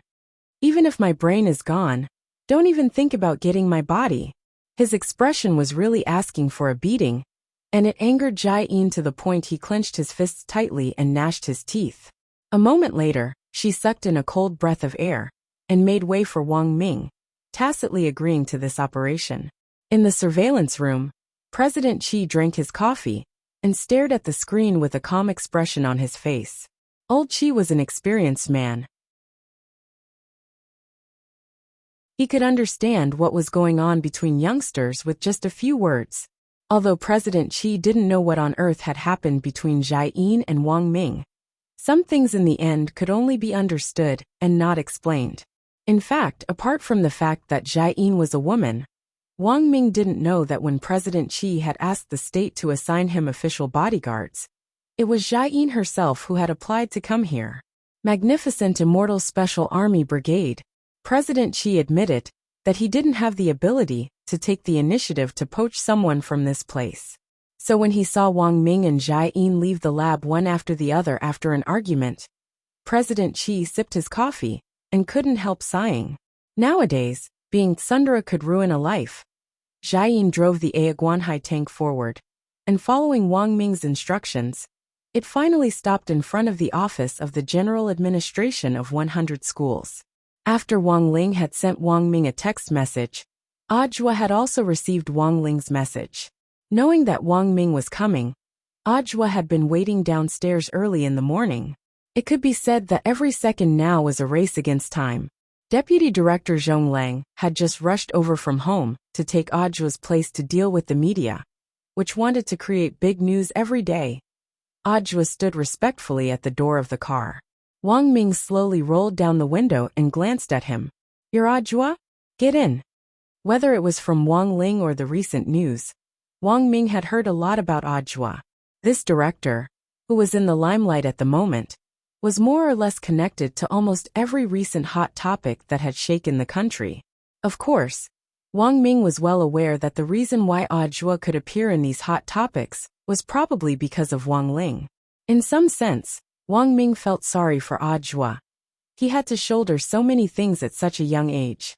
After getting in the car, Ajua looked Wang Ming up and down with trepidation. He knew that his Shifu had a cousin, but he had never seen him with his own eyes. Seeing him in person for the first time, Ajua was taken aback by the logo on Wang Ming's white coat and the medal pinned to his chest. It was a medal of a national academician and a full 10 stars. There were less than 3 people in the country who were qualified to wear this kind of medal. After seeing Wang Ming's medal, Ajua's eyes darted to the epaulette on Jiayin's shoulder, and he instantly cursed in his heart. Magnificent Immortal Special Army Brigade. Ajua felt a little intimidated. Wang Ming couldn't help smiling as he looked at Ajua and said, "Don't be too nervous. This person in front is just my female bodyguard and driver." When he spoke, Wang Ming placed particular emphasis on the word female, which made the corners of Jiayin's mouth twitch slightly. Ajua was startled again. "CC driver." Inviting someone from the Magnificent Immortal Special Army Brigade to be a driver.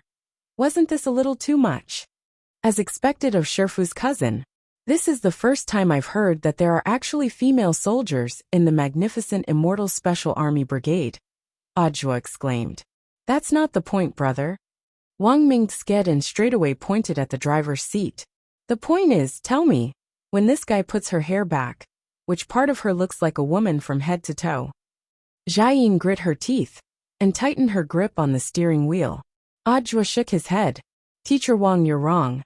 Actually, if you look closely you can still see it. After all, men and women have different characteristics. Shouldn't people in scientific research respect science?" For a moment, Wang Ming couldn't refute this. After a while, he waved his hand and couldn't help but reveal a tragic expression on his face. How I wish that my female bodyguard cum female driver was a proper and cute girl. Hearing this, Ajua shook his head again. Teacher Wang, your words are actually a little ambiguous, Wang Ming. Ajua. Sometimes it's actually a good thing to clearly know a person's gender. Also, you shouldn't judge others just because they look more androgynous. There are a lot of cute girls online now who look cute, but are bigger than you. Jiayin.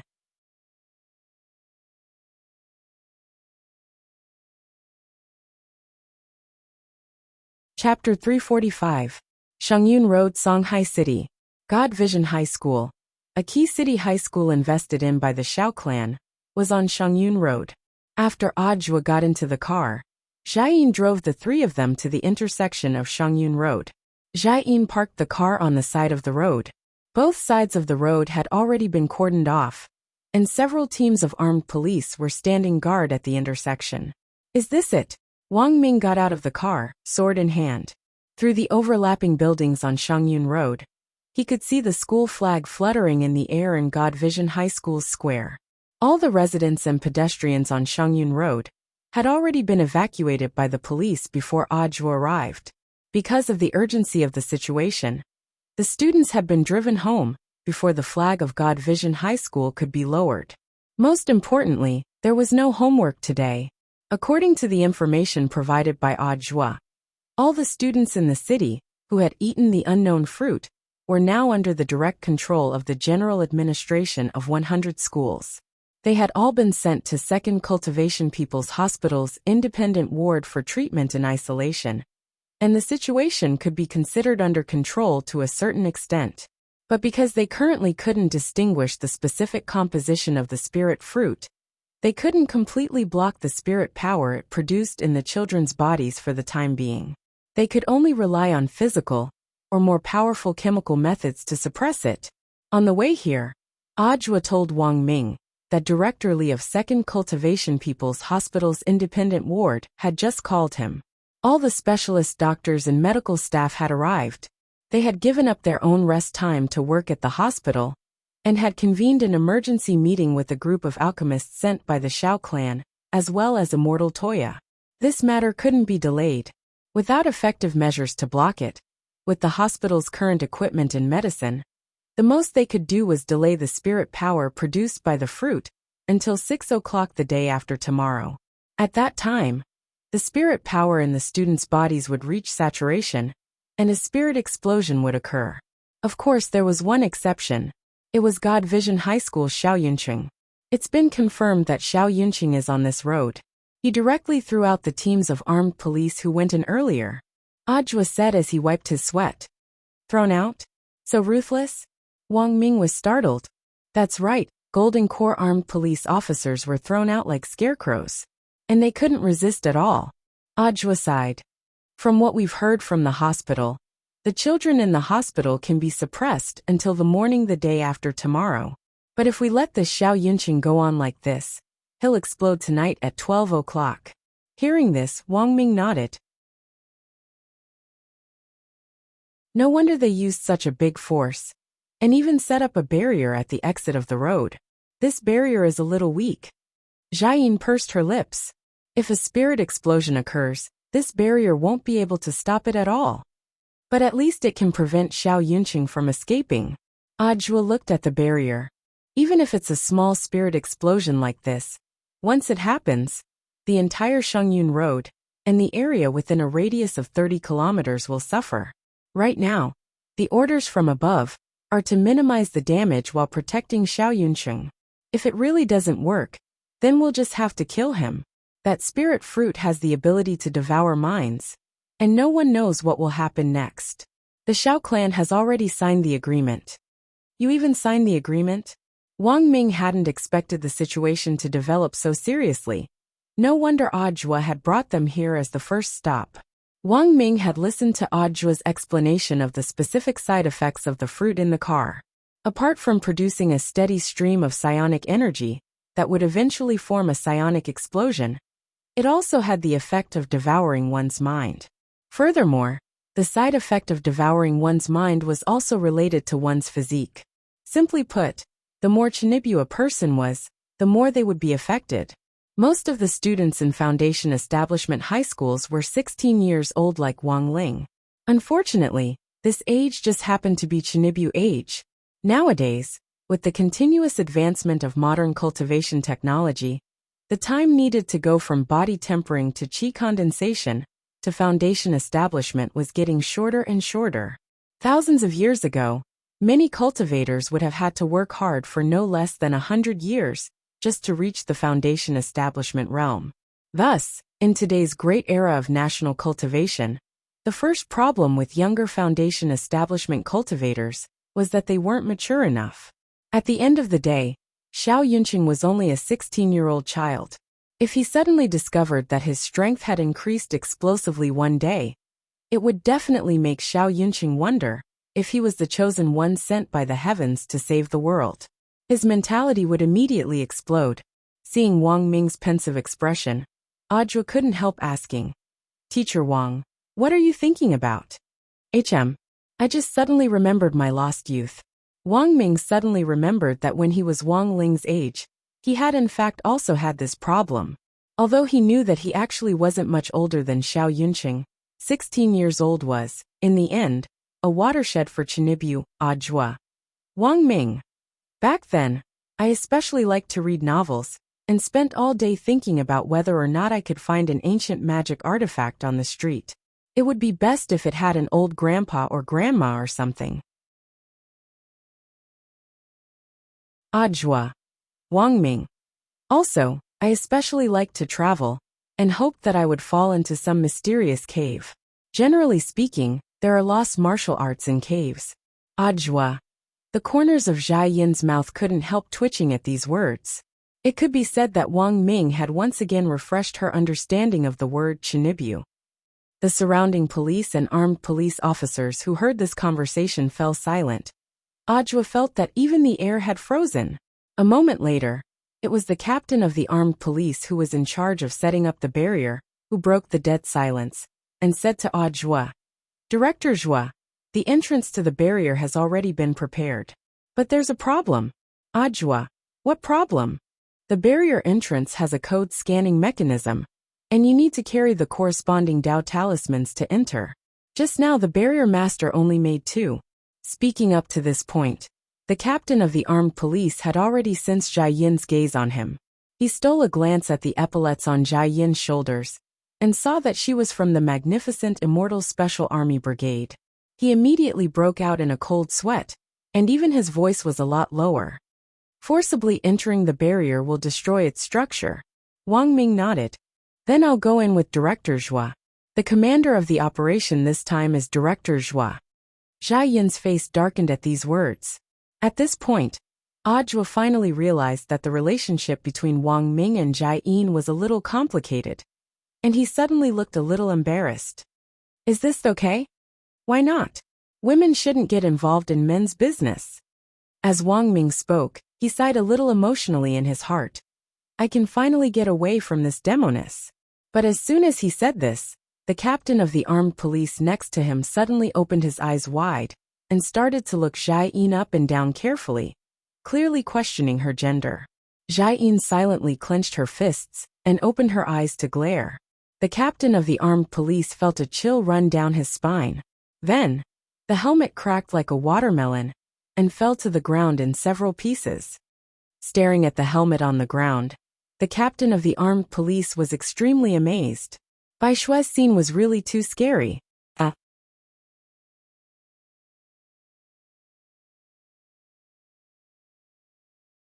Chapter 346.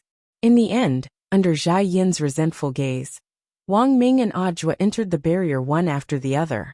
The armed police captain, whose helmet had been shattered by Wang Ming's gaze, knelt on the ground with a despondent look on his face. He wanted to cry but had no tears to shed. Putting aside the fact that this helmet was public property, his salary would be deducted if it was damaged outside. The most important thing was that this charaba was really too scary. Zhai Yin gnashed her teeth as she watched Wang Ming and Audra walk into the barrier. The temperature in the vicinity had already dropped to freezing point, and the police and armed police officers nearby all stared at Jai-in as they stood ramrod straight, not daring to say a word. As Wang Ming had said, the overall commander of this operation was actually Ajwa. Jai-in was from Magnificent Immortal and had good military training, so it was impossible for her to refute a superior's order. And it just so happened that this was what depressed Jai-in the most. She could only watch helplessly as Wang Ming walked into the barrier, but there was nothing she could do. She simply wanted to rip off the Magnificent Immortal medal on her shoulder.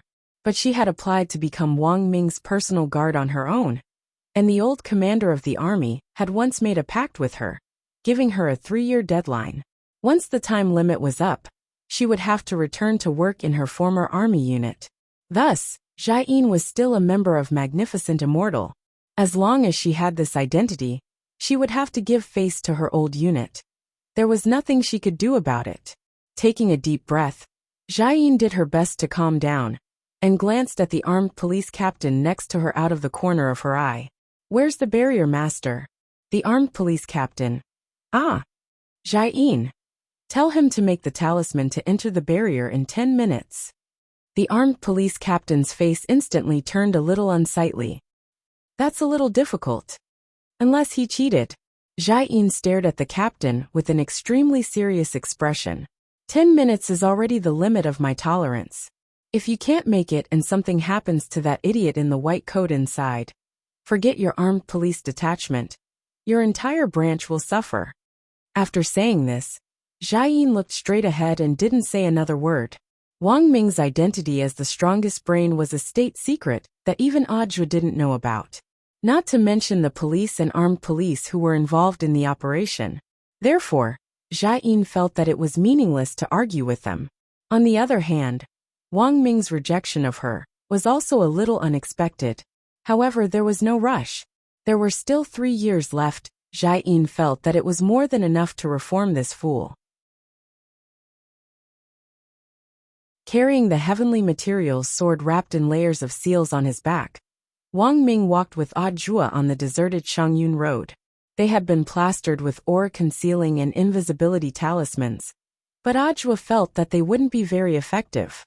The armed police who had gone in to arrest Xiao Yunqing had also been plastered with talismans, and had been thrown out one by one. Some of the shops on the road were still lit. Some of the shop owners had not had time to pack up after receiving the evacuation notice, so they did not even close their doors. Along the way, Ajwa looked carefully at the spirit sword on Wang Ming's back, which was wrapped in layers of seals, and asked, "Is the sword on Teacher Wang's back the heavenly materials sword that he seized from the master of Immortal Mansion?" Wang Ming nodded and couldn't help laughing. "I wanted to say before, don't call me teacher, it sounds so awkward. He's even a teacher." Ajwa. "Wang Ming. I have another name, Wang Shower. Just call me Brother Air."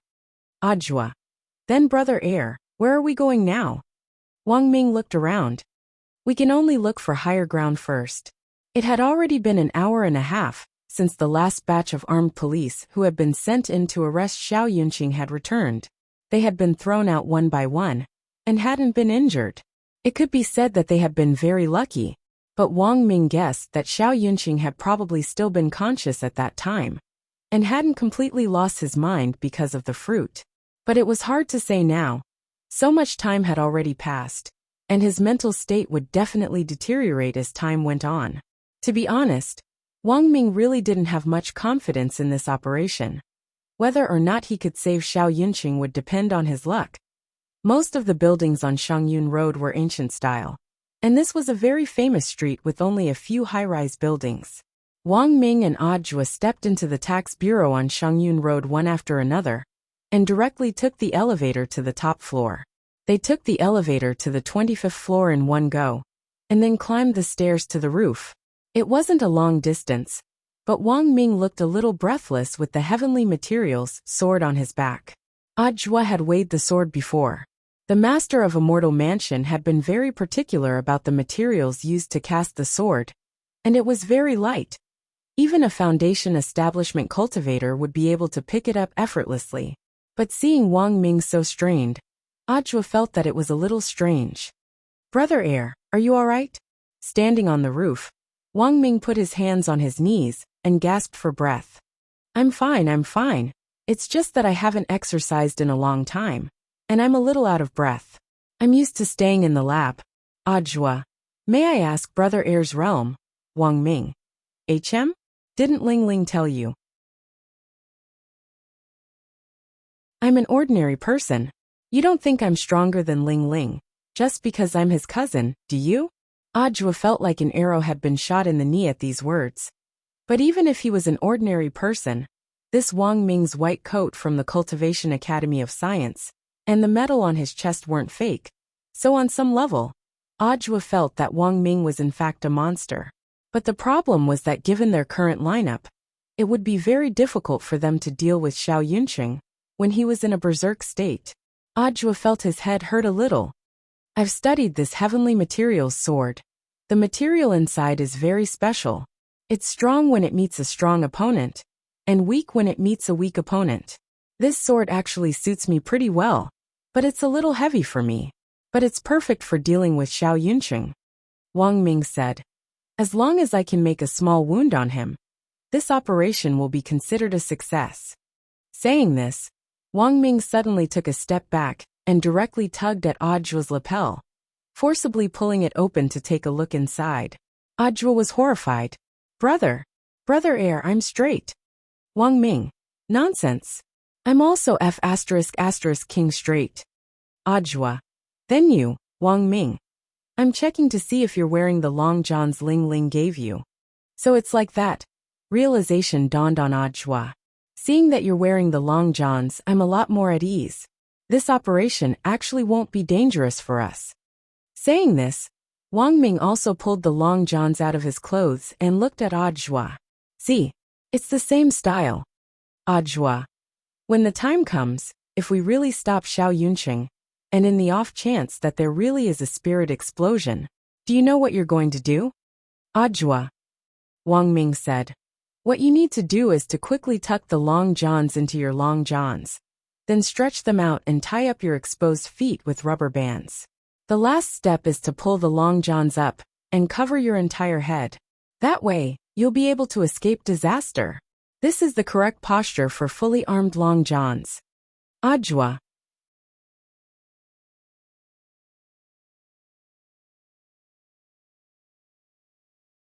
Chapter 347. Looking from the top of the tall building, this barrier actually didn't cover a large area, and one could clearly see the faint light film formed by the barrier, which looked like a birdcage in the distance. Even so, it was still a little difficult to catch a person in this complex of streets and buildings. Ajwa saw Wang Ming cross his arms and stare straight ahead with his eyes closed, as if he was thinking about something. Indeed, he couldn't sense any fluctuations of spirit energy from Wang Ming. He was an ordinary person through and through, but in some sense, Ajwa felt that Wang Ming wasn't ordinary at all.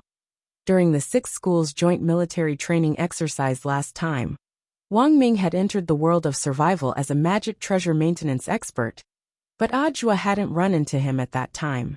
Now that he thought about it carefully, he suddenly felt that it was a little scary. He recalled that when Wang Ling had entered the world of survival, his signal had been blocked, which proved that Wang Ming had definitely been with Wang Ling and had used his authority to turn off Wang Ling's signal. At that time, Wang Ming had definitely seen Wang Ling close the gate between worlds with his bare hands. It was rare for a person to see such a grand scene in their lifetime. As an ordinary person, Ajwa had the intuition that Wang Ming might not necessarily have seen less of the world than a true cultivator. The two of them stood on the rooftop of the tall building, enjoying the breeze. Although this area wasn't big, Ajwa's spiritual senses alone couldn't cover the entire barrier, and it was already impossible for him to sense Xiao Yunqing's aura. Wang Ming speculated that there had to be some kind of command in Shuego Sec's fruit. Since Shuego Sec's ultimate goal was to create a spirit explosion, the command would control the students who had eaten the fruit to hide. So now the only problem was locating Xiao Yunqing. After a long time, Wang Ming opened his eyes and couldn't help sighing. Sure enough, it still doesn't work. Ajwa. What are you doing, second brother? Within the area of this barrier, There are more than 400 forks in all the roads, and there are 500 to 600 buildings that Xiao Yunqing could be hiding in. I just used my brain to make deductions, and at the same time, I created 50 clones to search the streets, but I couldn't find any traces of Xiao Yunqing's death. Ajua was stunned. This is the brain deduction technique. Wang Ming smiled. Rumor has it that a normal human's brain development rate is only 10%. Curiosity gradually appeared in Ajua's eyes. Just as he was about to ask if the brain really had the potential to develop, Wang Ming's next words instantly threw a bucket of cold water over him. Actually, this is a lie. Therefore, if you can't do well in exams, dictation, or memorization, then your brain really isn't that good. Sometimes, when people were stupid, they had to recognize reality. In this case, hard work would lead to true knowledge. Drinking 8 walnuts couldn't increase one's intelligence, and eating a diamond partner couldn't develop one's brain. The theory behind this is just like how people on TV say that drinking Wang Laoji can increase their lifespan by 10%. It's all a lie. Ajua suddenly felt like his heart was being stabbed. Why did you tell me the truth? The intelligence of the human brain is fixed at birth. I learned to speak when I was about 2 months old. I was able to read the Xinhua dictionary when I was 3 months old. I also memorized the Cihai dictionary. After that, I also memorized the 3-character classic, the Tao Te Ching, the Diamond Sutra, the Great Compassion Mantra, the 300 poems of the Tang Dynasty, and the entire 100,000 Whys. If it wasn't for the fact that I couldn't hold a pen at that time, I would have memorized all of these things upside down. Ajua looked at Wang Ming in a daze. But my childhood wasn't a happy one. Wang Ming sighed. Do you know how it felt when I was 5 months old, and it just so happened to be the new year, when those aunties in the countryside went door to perform? Ajua was silent. In fact, everyone probably had similar experiences when they were young. Especially when they were kids, their parents would force them to perform in front of relatives and friends during the New Year and other festivals. Not only would they recite poems and sing, they might even have to perform acrobatics. The worst-case scenario was that if they didn't perform, they wouldn't get a red packet. During the New Year, what the elders liked to do the most was compare their children's grades, abilities, and personalities. As long as their children's skills were better, they would feel proud. The one who suffered the most was probably Ling Ling. Speaking up to this point, Wang Ming covered his face with his hand and smiled bitterly. When he was 1.5 years old, his father dragged him to perform breaking a boulder on his chest in front of relatives and friends. Holy shit! Ajua couldn't have been more shocked by these words. Wang Ming. Also, to save money, some of the elders kept taking Ling Ling to the snack shop next door to buy crispy noodle snacks. Until he was 4, he received crispy noodle snacks as New Year's money every year. Ajua finally knew why his Shifu was so passionate about crispy noodle snacks. It turned out that it had started when he was a kid. As he said this, the ring on Wang Ming's hand flashed with spirit light, and he actually took out a pure black helmet that looked rather technologically advanced. Ajua, what's this? This is my invention, a helmet that can expand my brain waves. As long as I wear it, my brain waves can be amplified by more than 50 times, and I can use the brain deduction technique to create 600 clones in my head at the same time. Wang Ming explained lightly, as long as I use this helmet now, I believe I'll be able to pinpoint the child's location very quickly. Ajua was inwardly alarmed. The brain deduction technique was a new type of spell developed in the spirit energy information era, and even ordinary people could use it. It didn't need to consume any spirit energy, and the only difficulty in using it was controlling the brain clones that were created when the spell was cast, which had the effect of predicting the future. Under normal circumstances, it was already the limit for a normal cultivator to split into 5 clones in their head. Moreover, the results of these 5 clones calculations might not all be accurate. Before he had put on the helmet, Wang Ming had been able to release 50 brain clones effortlessly. Now that his brain waves have been amplified, the number of clones could actually reach 600 at the same time. No ordinary person would be able to withstand such an enormous brain computing capacity. In some sense, Ajwa felt that Wang Ming was also a pretty scary guy. Wang Ming was about to put on the helmet when he suddenly saw Ajwa's expression freeze next to him. It wasn't long before a feminine voice came from behind him, which was particularly unpleasant. You're tuning in to the Li Mei's Sword of Destiny YouTube channel. We're so grateful for your support. And don't forget to subscribe to join us on this incredible journey through captivating stories. Your generosity through donations truly makes a world of difference, as it's the primary source of revenue that allows me to expand and enhance this channel for you. Thank you from the bottom of my heart for being a part of this adventure.